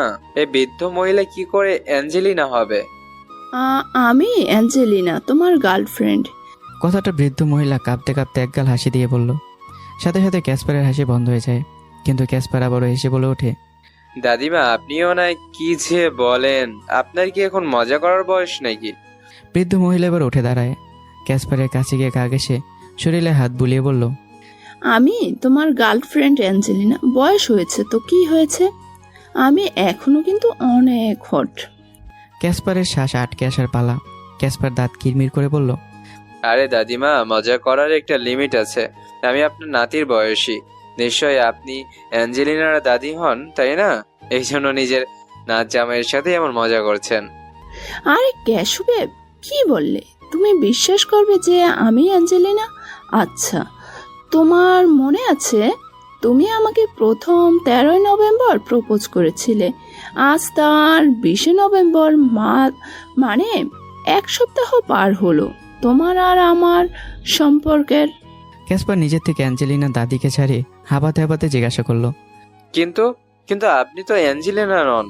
বলে ক্যাসপার নিজের ফোন থেকে একটা মেয়ের ফটো দেখিয়ে বলল, এটা হচ্ছে অ্যাঞ্জেলিনা, আমার গার্লফ্রেন্ড। আমার মনে হয় আপনার মাথা খারাপ হয়ে গেছে। আমি এখনই আমার গার্লফ্রেন্ডকে কল দিচ্ছি। বলে ক্যাসপার অ্যাঞ্জেলিনার নাম্বারে কল করে। সাথে সাথে দাদিমার হ্যান্ডব্যাগে থাকা ফোন রিং হতে শুরু করে। ক্যাসপার কিছুটা অবাক হয়ে তাকায়। বৃদ্ধ মহিলা একটা মুচকি হাসি দিয়ে নিজের ফোন বের করে বলল, দেখলে তো, আমি তোমার গার্লফ্রেন্ড। আর এই ছবিটা, ওটা তো আমি অনলাইন থেকে নামিয়েছিলাম। ক্যাসপার এবার তুতলে বলে ওঠে, মানে? মানে প্রথম দেখায় আমি তোমার প্রেমে পড়েছিলাম, আর এখন তোমাকে আমার সাথে বিয়ে করতে হবে। আপনি এসব কি বলছে? এই বয়সে আমার মতো নাতির বয়সী ছেলেকে বিয়ে করবেন মানে? ক্যাশুবে, বারবার আমাকে কেন নিজের দাদি বলছো? আমার তো কষ্ট হয় বিয়ে। আর ভালোবাসা কি বয়স মানে নাকি? বলে অ্যাঞ্জেলিনা ক্যাসপারকে জাপটে ধরে। ক্যাসপারের আত্মারাম যেন খাঁচা ছাড়া হয়ে যাওয়ার পালা। ছাড়ুন দাদি, আমাকে ছাড়ুন। না বেব, চলো আজই আমরা বিয়ে করে নেই। ক্যাসপার মহিলাটিকে কোনো রকম ছাড়িয়ে প্রাণপণে দৌড় মারে। বৃদ্ধ মহিলাটি পেছন থেকে ক্যাসপারকে ধরার চেষ্টা করতে করতে বলে, ক্যাশু বেব, আমাকে ছেড়ে কোথায় যাচ্ছ? ভুলে গেছো আমরা নিজেদের ফিউচার মেয়ের নাম ঠিক করে রেখেছি? এখন আমাদের মেয়ের কি হবে? ক্যাসপার দৌড়াতে দৌড়াতে চিল্লে বলে, আপনি অন্য কাউকে নিজের মেয়ের বাবা বানিয়ে নিন। আমি এই বয়সে বাবা হতে চাই না। বাবা হওয়ার তো দূরে থাক, আমি আর কখনো কোনো মেয়ের দিকে চোখ তুলেও তাকাবো না। অন্যদিকে এমজি কোনো কথা না বলেই সুটকেস ভর্তি টাকা মিস্টার স্টোনের সামনে রাখে। মিস্টার স্টোনের চোখ লোভে চকচক করে ওঠে। এমজি তাদেরকে বাঁকা এসে বলে, আপনি হঠাৎ আমাকে কেন ডেকেছেন?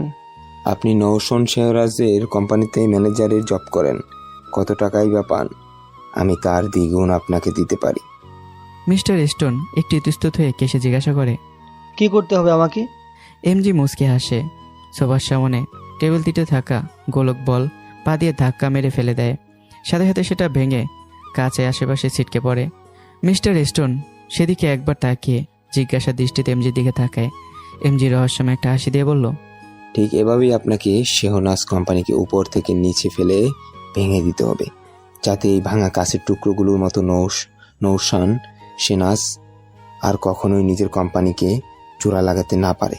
কোম্পানি যেন একদম পথে বসে যায়। চিন্তা করবেন না স্যার, আপনি যা বলবেন আমি তাই করব। কথাটা বলে মিস্টার স্টোন টাকার সুটকেস হাতে তুলে নেয়। হোয়াট? এতগুলো লস হলো কীভাবে কোম্পানিতে? কথাগুলো আমি রেগে নিজের কেবিনে বসেই হাত মুষ্টিবদ্ধ করে ঘুষি মেরে জোরে শব্দ করে জিজ্ঞাসা করি মিস্টার স্টোনকে। পুরো পরিবেশটা থমথম হয়ে আছে। আমাকে রেগে যেতে দেখে মিস্টার স্টোন ভয়ে ঢোক গেলে তুতলে বলল, স্যার আমি বলছি সব কিছু, আপনি একটু শান্ত হন। আমি নিজের শার্টের হাতা ফোল্ড করতে করতে গম্ভীর কণ্ঠে দাঁতে দাঁত চেপে মিস্টার স্টোনকে বললাম, আমার সব কিছুর এক্সপ্লেনেশন চাই এই মুহূর্তে, কুইকলি বলুন।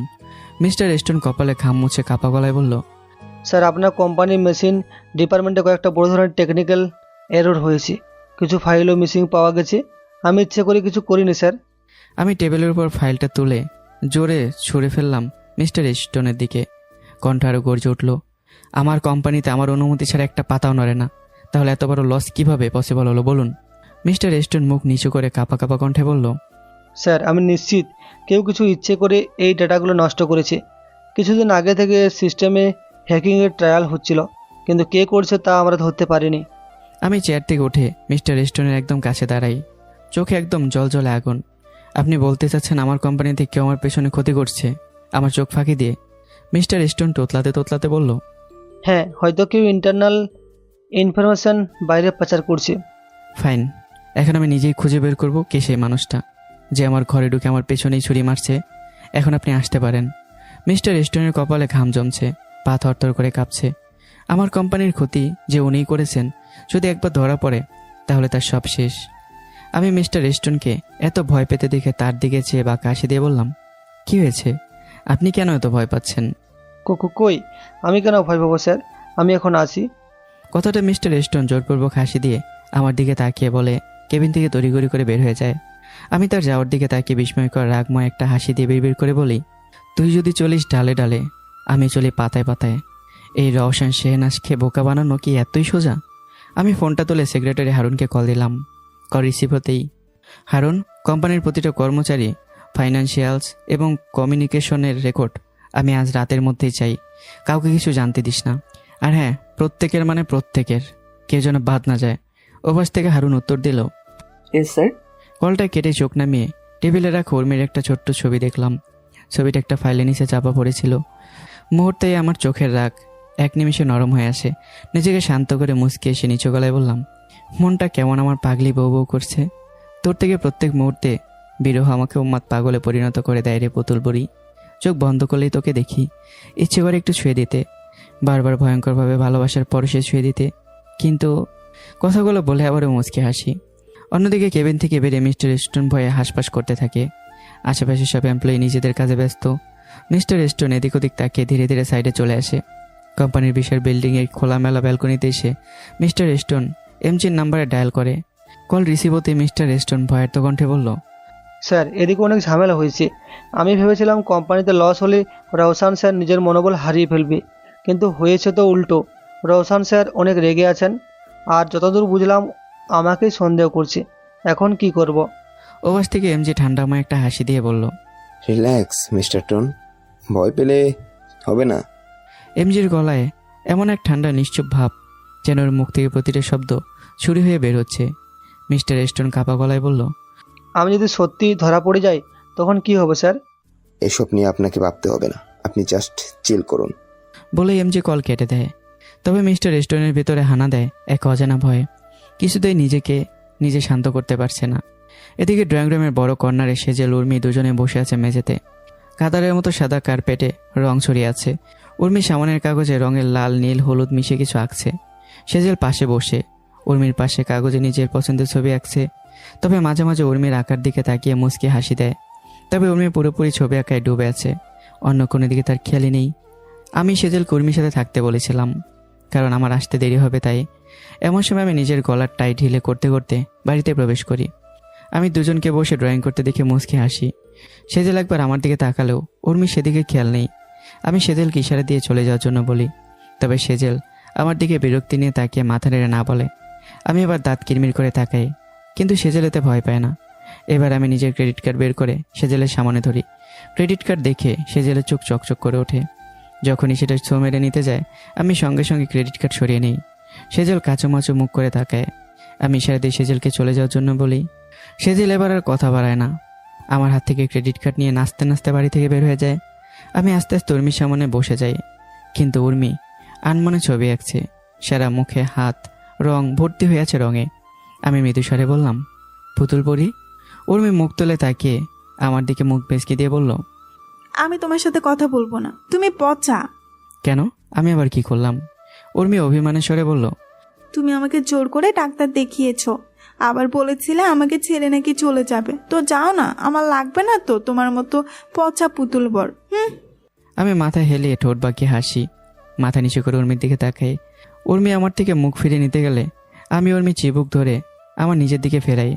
উর্মির গোলগাল মুখটা আলুর মতো ফুলে আছে আমার হাতের অগলে। আমি তা দেখে জোরে শব্দ করে হেসে দিই। উর্মি এবার রাগে ফুলে উঠে দাঁড়িয়ে কটমট করে বলে, তুমি খুব খুব পচা, আমি আর কথা বলবো না তোমার সাথে। বলে উর্মি চলে যেতে গেলে পিছন থেকে আমি হ্যাঁচকা টান দিয়ে উর্মিকে নিজের কোলে বসিয়ে নেই। মেঝেতে বসে আছে আমি, আমার কোলে উর্মি। উর্মি ঠেলা দিয়েই আমাকে নিজের থেকে সরাতে চায়, কিন্তু আমি আরো শক্ত করে উর্মিকে নিজের সাথে আষ্টে পৃষ্ঠে মিশিয়ে নেই। আমাকে একটা কিসি দে। উর্মি নাক ফুলিয়ে বলল, একদমই না, আমি পচা মানুষকে কখনোই কিচ্ছি দিব না। ঠিক আছে, তাহলে আমি আর একটা বিয়ে করে পুতুল পরিয়ে আনবো। এবার থেকে তার থেকে কিসি নেব, তোর থেকে আর কিসি নেব না। কথাটা বলেই আমি উঠে চলে যেতে গেলে উর্মি জোরে চিল্লে কেঁদে ওঠে। হাত পা ছড়িয়ে আগে আশেপাশে রং তুলি কাগজ সব কিছু সরে ফেলতে থাকে। আমি তড়িঘড়ি করে ছুটে এসে উর্মিকে থামিয়ে বললাম, আরে আরে, আমি তো মজা করছিলাম, তুই এত রেগে কেন যাচ্ছিস? উর্মি এলো পাথারি আমার বুকে কিলঘুষি মারতে থাকে। আমি আস্তে আস্তে উর্মির হাত ধরে আটকানোর চেষ্টা করে বলি, আরে থাম, আমি তো মজা করেছি, আমি কি তোর জায়গায় অন্য কাউকে কখনো দিতে পারি? উর্মি কাঁদতে কাঁদতে আমাকে জড়িয়ে ধরে।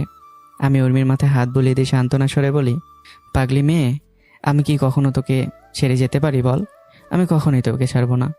আর যদি তুই কখনো আমাকে ছেড়ে চলে যাস, তাহলে আমি তোকে ছাড়বো না, নিজের থেকে আলাদা হতেই দেব না। উর্মি বা শান্ত হয়ে আমার বুকে মুখ লুকিয়ে থাকে। কাঁদতে কাঁদতে উর্মির নাক দিয়ে জল পড়ছে। উর্মি কোনো কিছু না ভেবে আমার সাথে নাক মুছে নেয়। আমি হতবাক হয়ে তাকাই। উর্মি আমার দিকে তাকিয়ে খিলখিল করে দুষ্ট হাসি দেয়, যা দেখে আমার কপালে হাত দিয়ে আফসোস স্বরে বলি, এই বয়সে কোথায় আমি নিজের বাচ্চা কাচ্চা সামলাবো? তা না, বরং আমার বাচ্চা বউকে সামলাতে হচ্ছে। হায় রে কপাল। এদিকে সেজেল হাত ভর্তি শপিং ব্যাগ নিয়ে মনের আনন্দে রাস্তা দিয়ে হেঁটে চলেছে। আমার ক্রেডিট কার্ডের টাকা দিয়ে এত এত শপিং করেছে। হঠাৎ একটা মোটর বাইক এসে সেজেলের পাশে থামে। সেজেলে তো অবাক হয় না। হেলমেট খুলে জায়েদ বাইক সাইডে পার্ক করে সেজেলের সামনে দাঁড়ায়। সেজেল পাশ কেড়ে চলে যেতে গেলে জায়েদ সেজেলের পথ আটকে জিজ্ঞাসা করে, আর কত রাগ করে থাকবি রে সজনা ডাটা? তোদের এই মেয়ে মানুষদের সব কিছুতেই নাকের ডগায় রাগ উঠে যায়। বলেছি তো, ওই সময় ভুল করে কল কেটে গিয়েছিল। সেজেল নিজের হাতে থাকা এক গাদা শপিং ব্যাগ জায়েদের গলায় ঝুলিয়ে দেয়। জায়েদ তা সামলাতে না পেরে দুলতে শুরু করে। সেজেল শয়তানে হাসি দিয়ে বলে, চল এগুলো আমার বাড়ি অবধি পৌঁছে দে, তাহলে আমি তোকে ক্ষমা করে দিব। জায়েদ রাগে কটমট করে বলে, মানে আমি কি তোর চাকর নাকি? ধরে নে তাই। বলেই সেজেল ভাব দেখে সামনের দিকে হাঁটা শুরু করে। জায়েদ রেগে আঙ্গুল লুচিয়ে সেজেলকে থামার জন্য বলে, তবে সেজেল সেদিকে কোনো পাত্তাই দেয় না। জায়েদ এবারে কথা না পারে সেজেলের পিছু পিছু হাঁটা লাগায়। কিছু দূর যেতেই সেজেল থেমে যায়। জায়েদ বুড়ুকুসকে সেজেলের দিকে তাকায়। সেজেল হা করে সামনের দিকে তাকিয়ে আছে। সামনের একটা খোলামেলা বারে এমজি বসে আছে। বাড়ির সবাই নাচে মেতে উঠেছে। এমজি চুপচাপ বসে একটি জুসের গ্লাস হাতে নিয়ে আছে। জায়েদ সেজেলের চোখ বারবার তাকিয়ে এমজিকে দেখে থমকে যায়। মনের মধ্যে স্যাঁত করে ওঠে। জায়েদ দ্রুত সেজেলকে ঠেলে ঠেলে সেখান থেকে নিয়ে যাওয়ার চেষ্টা করে, কিন্তু সেজেল এক পাও নড়ে না, বরং জায়েদকে ধমক দিয়ে বলে, কি করছিস কি? দেখছিস না ওদিনের ওই ছেলেটা ওখানে বসে আছে? চল দেখা করে আসি। জায়েদ এদিক ওদিক খোঁজার ভান করে বলল, কই, আমি তো কাউকে দেখছি না। তুই হয়তো ভুল দেখেছিস। চল বাড়ি যাই এখন। চোখে কি তোর ছানি পড়েছে? সামনে তাকা, সামনে ওই যে কালো জ্যাকেট পরে বসে আছে ওই ছেলেটা। ও, ওই মদ্দাটা? এই কথা শুনেই সেজেল রাগি চোখে তাকায়। জায়েদ তুতলিয়ে বলে, মানে আমি বলতে চাইছি ওই এমজি নামের ছেলেটা। আমার মনে হয় না ও তোকে মনে রেখেছে, এতদিনে ভুলে গেছে হয়তো। চল এখন বাড়ি যাই। আরে দাঁড়া তো, একবার কথা বলে তো দেখি। বলেই সেজেল বাড়ির ভিতরে ঢুকে যায়। জায়েদ রাগে হাসপাস করতে করতে ভিতরে ঢুকে যায়। সেজেল সোজাই গিয়ে এমজির পাশে দাঁড়িয়ে বলল, এমজি মাথা উঁচু করে সেজেলের দিকে তাকিয়ে মুচকে এসে বলল, ও হ্যালো, আমাদের আবারও দেখা হয়ে গেল। সেজেল বেশ খুশি হয়ে এটা ভেবে যে এমজি ওকে মনে রেখেছে। জায়েদ পেছনে দাঁড়িয়ে চোখ পাকিয়ে এমজির দিকে তাকিয়ে আছে। তা দেখে এমজি জোরে শব্দ করে এসে জায়েদের কাঁধে হাত রাখে। জায়েদ বিরক্ত নিয়ে এক ঝটকা এমজির হাত সরিয়ে দেয়। এমজি হেসে কটাক্ষ করে বলে, ও এমজি, এত রাগ আমার উপর? বলে এমজি সেজেলকে উদ্দেশ্য করে বলে, হেই বিউটিফুল গার্ল, চলো একসাথে ডান্স করি। সেজেল খুশি হয়ে হাত বাড়িয়ে দিতে গেলে সামনে জায়েদ এসে সেজেলের হাত শক্ত করে ধরে পেছনে সরিয়ে নিয়ে এমজিকে বলে, না, সেজেলের পায়ে ব্যথা, ও ডান্স করতে পারবে না। সেজেল রেগে জায়েদকে সরিয়ে দিয়ে সামনে এসে এমজির দিকে হাত বাড়িয়ে বলল, কোনো ব্যাপার না, আমি ডান্স করতে পারবো, চলুন একসাথে ডান্স করি। এমজি জায়েদের দিকে তাকিয়ে ঠোঁট বাঁকিয়ে হেসে সেজেলকে নিয়ে ডান্স ফ্লোরে চলে যায়। বারের আরও ঝলমল করছে। ডান্স ফ্লোরে মিউজিক বাজছে লাইট বিটের সঙ্গে। সেজেল আর এমজি একেবারে দিকে তাকিয়ে মৃদু এসে নেচে ওঠে। এমজি সেজেলকে হাত ধরে স্পিন করায়। আর সেজেল ঘুমন্ত ফুলের মতো লাজুক হাসি দিয়ে ঘোরে। মিউজিকের বিট ধরে এমজি ধীরে ধীরে সেজেলকে নিজের দিকে টেনে নেয়। তাদের পায়ের স্টেপগুলো মিলিয়ে যায়, কখনো সামনের দিকে কখনো পিছনের দিকে, যেন তারা এক হৃদমে হারিয়ে গেছে। সেজেল মাঝে মাঝে এমজি চোখের দিকে তাকিয়ে মুচকে আসে, আর এমজি লাইট কৌতুকের হাসি দিয়ে তার চোখে চোখ রাখে। কিন্তু পাশের কোণে দাঁড়িয়ে যায় দেখছে তার চোখে হালকা রাগ আর হিংসার ছাপ। সেজেল আর এমজির হাত ধরা ছোঁয়ার মুহূর্তগুলো দেখে তার গায়ে কাটা দিচ্ছে। মনটা হঠাৎ করে কষ্টে ভরে যায়। অবচেতনভাবে জেলাসি ধীরে ধীরে তাকে বারবার দূরে টেনে নেয়। জায়েদ ধূপধাপ পা ফেলে বেরিয়ে যায় সেখান থেকে। এদিকে সেজেল ডান্সের মাঝখানে হঠাৎ লক্ষ্য করে জায়েদ সেখানে নেই। সেজেল চোখ বড় করে তাকে আশেপাশে খোঁজ শুরু করে। জায়েদ, তুই কোথায়? সেজেল বলে মৃদু ভয় আর উদ্বেগ নিয়ে। সেজেল নাচ ছেড়ে দিয়ে দ্রুত বার থেকে বের হয়, রাস্তার দিকে ছুটে চলে, তাকিয়ে থাকে আশেপাশে। জায়েদ কোথায়? রাস্তার ল্যাম্পপোস্টের আলোয় জায়েদকে দেখা গেল। সে একটা নির্জন কোণে বসে হাতের মুঠো শক্ত করে কপালে ভীষণভাবে চিন্তায় হাত রেখেছে। সেজেল তার দিকে ছুটে গিয়ে জিজ্ঞাসা করে, জায়েদ, তুই কেন এমন করছিস? এভাবে চলে এলি কেন? জায়েদের চোখ নেমে গেছে, অল্প কাপা কণ্ঠে বলল, এমনি শরীর ভালো লাগছিল না তাই। সেজেল এবার জায়েদের জন্য অনেক চিন্তা হয়। সেজেল মৃদু স্বরে বলে, আচ্ছা চল, আমি তোকে বাড়ি পৌঁছে দিই। সেজেল জায়েদকে ধরতে গেলে জায়েদ সেজেলের হাত সরিয়ে দিয়ে বলল, না, এর কোনো দরকার নেই, আমি একা যেতে পারবো। তাছাড়া আমি বাইক সামনে রেখে এসেছি। কথাগুলো বলেই জায়েদ সেজেলকে আর কিছু বলার সুযোগ না দিয়ে হনন করে হেঁটে চলে যায়। সেজেল অবাক হয়ে তাকিয়ে থাকে, এই জায়েদের হঠাৎ কি হলো? সেজেলের বোধগম্য হলো না। এদিকে আমি অফিসের কেবিনে বসে আছি। টেবিলের উপর ছড়ানো কাগজ, রিপোর্ট আর অসংখ্য হিসাবের খাতা। চোখে রাগ নয়, বরং গভীর নীরবতা। যে নীরবতা ঝড়ের আগের ভয় দেখায়। ঠিক তখনই দরজা ঠেলে হারুন ভেতরে ঢুকে, হাতে একটা মোটা ফাইল আর ছোট্ট একটা পেন ড্রাইভ। হারুন ধীর কণ্ঠে বলল, স্যার, সব কিছু পেয়ে গেছি। আমি ধীরে ধীরে মুখ তুলি। সব? হারুন মাথা নাড়ল।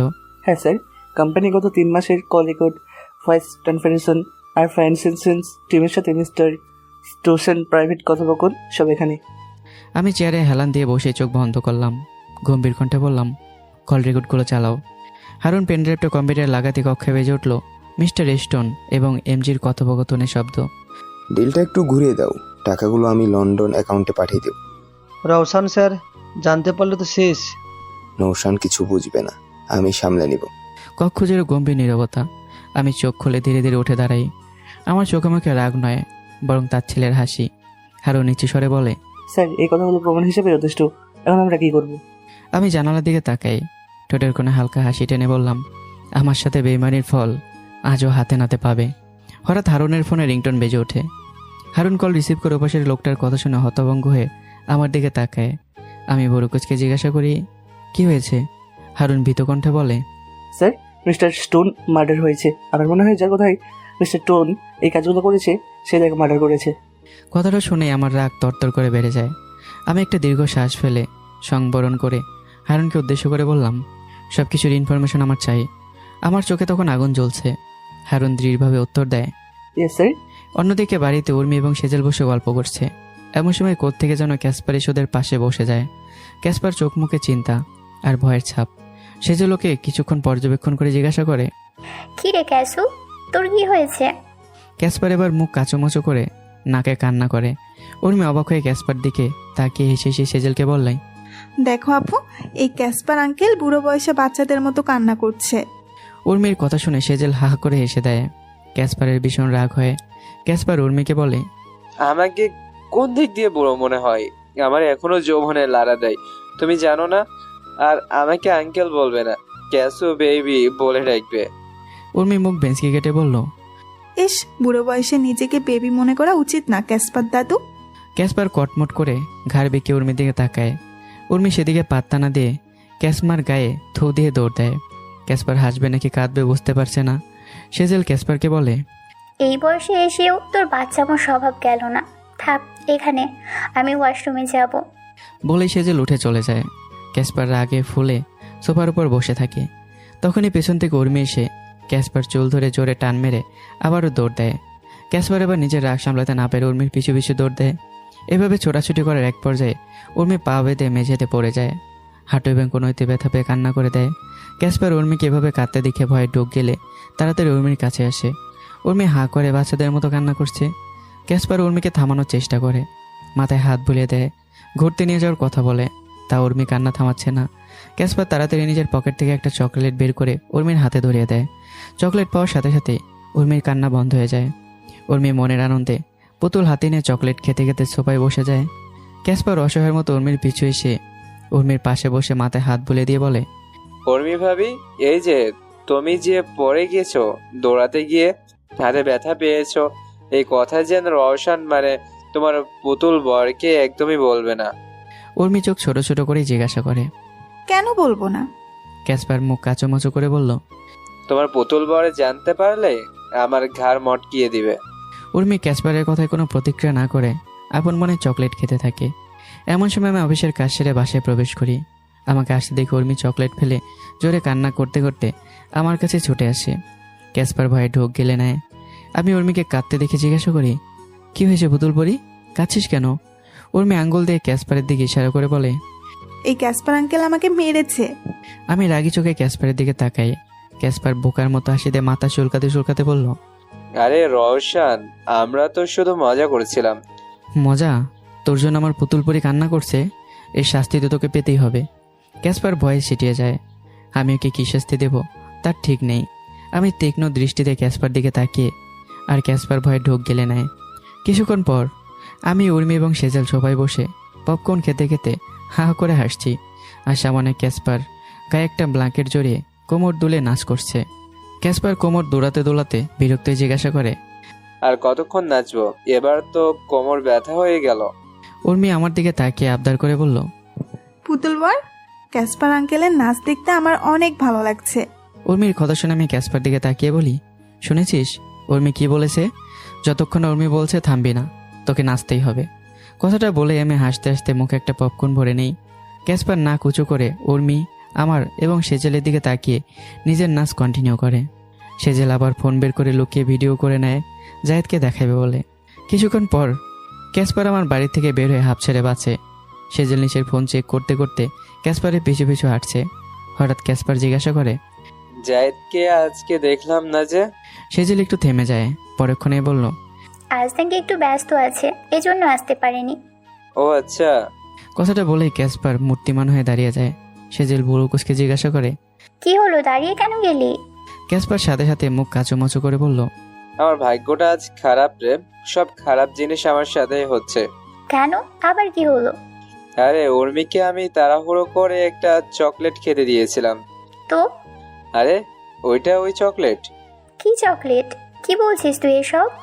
ক্যাসপার এবার জোরে শ্বাস ফেলে বলে, এক ধরনের চকলেট আছে না যেগুলো দেখলে যৌন উত্তেজনা বেড়ে যায়।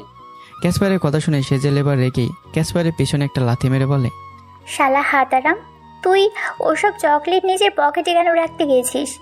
ক্যাসপার পিছন ডলতে ডলতে বলে, আমি সত্যিই নির্দোষ, বিশ্বাস কর। ওই চকলেট আমার না, আমার এক পরিচিত বড় ভাই আমাকে খাইতে দিয়েছিল ওইটা। সেজেল কি বলবে বুঝতে পারে না। ক্যাসপার অসহায় দৃষ্টিতে বলল, এখন কি করবো রে? সেজেল রওশন জানলে পারলে এবার আমার ঘাড় মটকিয়ে দেবে নিশ্চয়। আর কি করবি? চকলেট তুর্মি খেয়ে ফেলেছে, কিন্তু ও তো বাচ্চা, এসবের কিছুই বুঝবে না। তুই চল, এখন বাড়ি যাব। কিন্তু? কোনো কিন্তু না, চল। বলে সেজেল ক্যাসপারকে নিয়ে চলে যায়। এদিকে উর্মি সোফার উপর বসে আছে, কিন্তু শরীরে অস্বাভাবিক জ্বালা করছে, সাথে অস্থিরও লাগছে। আমি কিছু টবাক উর্মির পাশে বসে জিজ্ঞাসা করলাম, কি হয়েছে পুতুল পরি? জানি না পুতুল বর, কেমন যেন লাগছে। কেমন লাগছে? উর্মি ফ্যাল ফ্যাল করে আমার দিকে তাকায়। আমি এখনও জিজ্ঞাসার দৃষ্টিতে তাকিয়ে আছি। উর্মি আচমকা আমার ঠোঁটে চুমু খেতে শুরু করে। আমি উর্মির এমন কাজে থতমত খেয়ে যাই। উর্মিকে নিজের থেকে ছাড়িয়ে দু হাতে মুখ ধরে জিজ্ঞাসা করি, হঠাৎ কি হলো তোর? উর্মি নেশালোভাবে টাল খেতে থাকে। আমার কোনো কথাই যেন ওর কানে যাচ্ছে না। উর্মি আবারও আচমকা আমার অনেক কাছে চলে আসে। আমি উর্মির চোখের দিকে তাকিয়ে জোরে জোরে শ্বাস নিয়ে বললাম, এভাবে কাছে আসলে পরে পস্তাবি না তো? উর্মির মুখ ভঙ্গির কোনো পরিবর্তন হলো না। আমি এবার নিজেকে সামলে না রাখতে পেরে উর্মিকে সোফায় শুয়ে দিই। ধীরে ধীরে এবার উর্মি টোটে চুম্বন করতে শুরু করি, খুব গাঢ়ভাবে, পাগলের মতো। উর্মির কোনো হোশ নেই, চোখ বন্ধ করে অনুভব করছে। এতদিন ভয় পেলেও আর চকলেটের প্রভাবে সব কিছু উর্মির কাছে ভীষণ ভালো লাগছে। সেই রাতে দুজন একসাথে ভালোবাসার গভীর স্পর্শে আবারও হারিয়ে যাই। পরদিন সকাল 8টা, উর্মির ঘুম ভাঙতেই উর্মি নিজেকে বেডে আবিষ্কার করে। উর্মির কালকে রাতের কোনো কথাই মনে করতে পারছে না। এমন সময় আমি হাতে সেই চকলেটের প্যাকেটটা নিয়ে রুমে প্রবেশ করে উর্মির পাশে বসি। প্যাকেটটা দেখে জিজ্ঞাসা করি, এটা কে দিয়েছিল তোকে? উর্মি প্যাকেটটা হাতে নিয়ে কিছুক্ষণ নড়াচড়া করে দেখে বলল, এটা ক্যাসপার আঙ্কেল দিয়েছিল। আমি এবার রাগে ফুলে ফেপে চিৎকার করে বলি, কেশুর বাচ্চা, তোকে তো আমি ছাড়বো না। না, আমি সত্যি কিছু করিনি। জোরে চিৎকার করে ক্যাসপার ঘুম থেকে উঠে যায়। ভয়ে ক্যাসপারের হাত পা কাঁপছে। আমি একবার ওকে ধরতে পারলে আজ তো ছাড়বো না ভেবেই ক্যাসপার আবারও ভয়ে কম্বল মুড়ি দিয়ে শুয়ে পড়ে। এদিকে আমাদের ভার্সিটি থেকে পিকনিকে লুসান শহরে নিয়ে যাওয়া হবে। আমাকে কল করে একজন কলিগ খবর দেয়। আমার অবশ্য যাওয়ার কোনো ইচ্ছে নেই, তাছাড়া উর্মিকে রেখে যাওয়া সম্ভব না। আমার কলিগ আমাকে জোর করতে থাকে। আমি কফির মগ হাতে নিয়ে জানালা দিয়ে বাইরে তাকিয়ে ভাবলাম, উর্মিকে নিয়ে গেলে ভালোই হবে। এমনি তো এখানে আসার পর উর্মি সারাদিন ঘরেই বসে আছে, কোথাও তেমন যাওয়া হয় না। আমি এগুলো ভেবেই সেই কলিগকে বললাম, ঠিক আছে আমি যাব। কল কেটে আমি উর্মির পাশে বসি। উর্মি চুপচাপ সোফায় বসে টিভিতে কার্টুন দেখছে, কিন্তু ভালো লাগছে না। উর্মির ভীষণ বোর ফিল হচ্ছে। আমি উর্মির হাতে হাত রেখে বললাম, কোথাও ঘুরতে গেলে কেমন হয়? কথাটা শোনা মাত্র উর্মি খুশিতে উচ্ছ্বসিত স্বরে বলল, কবে যাবে পুতুল বর? আমিও যাব, আমাকেও নিয়ে চলো। উর্মি আমাকে জড়িয়ে ধরে আকুতি করতে থাকে। আমি হাসতে হাসতে বললাম, আরে হ্যাঁ যাবো তো, তবে প্রমিস কর ওখানে গিয়ে কোনো দুষ্টুমি করবি না, লক্ষ্মী পরি হয়ে থাকবি কিন্তু। হ্যাঁ, পিঙ্কি প্রমিস। আর আমি তো এমনিতেই তোমার লক্ষ্মী বউ, তাই না? আমি কি দুষ্টুমি করি নাকি? না, তুই তো দুষ্টুমি করিসই না, দুষ্টুমি তো ভূতে করে। না, ক্যাসপার আঙ্কেল করে। কথাটা বলে উর্মি খিলখিল করে হেসে দেয়। আমি নিজের হাসি আটকে রাখতে পারি না। আর তারপরে উর্মি এমন একটা কাজ করে, আবারও আমি ততমতো খেয়ে যাই। তো বলুন তো কি হয়েছে? এবার আমি বলবো না, আপনারা আইডিয়া করুন। আর হ্যাঁ, এর পরের পর্বেই যুদ্ধ শুরু হবে দুই পক্ষের। দেখা যাক কি হয়। আর এ পর্যন্ত আপনারা অপেক্ষা করুন। দেখা হচ্ছে ইনশাল্লাহ একদিন পরেই। আর গল্পটা কেমন হচ্ছে সেটা কমেন্ট করে জানান। যদি ভালো না লাগে বাদ দিয়ে দেবো, আর ভালো লাগলে কন্টিনিউ চলতে থাকবে। তো দেখা হচ্ছে আবারও। আল্লাহ হাফিজ।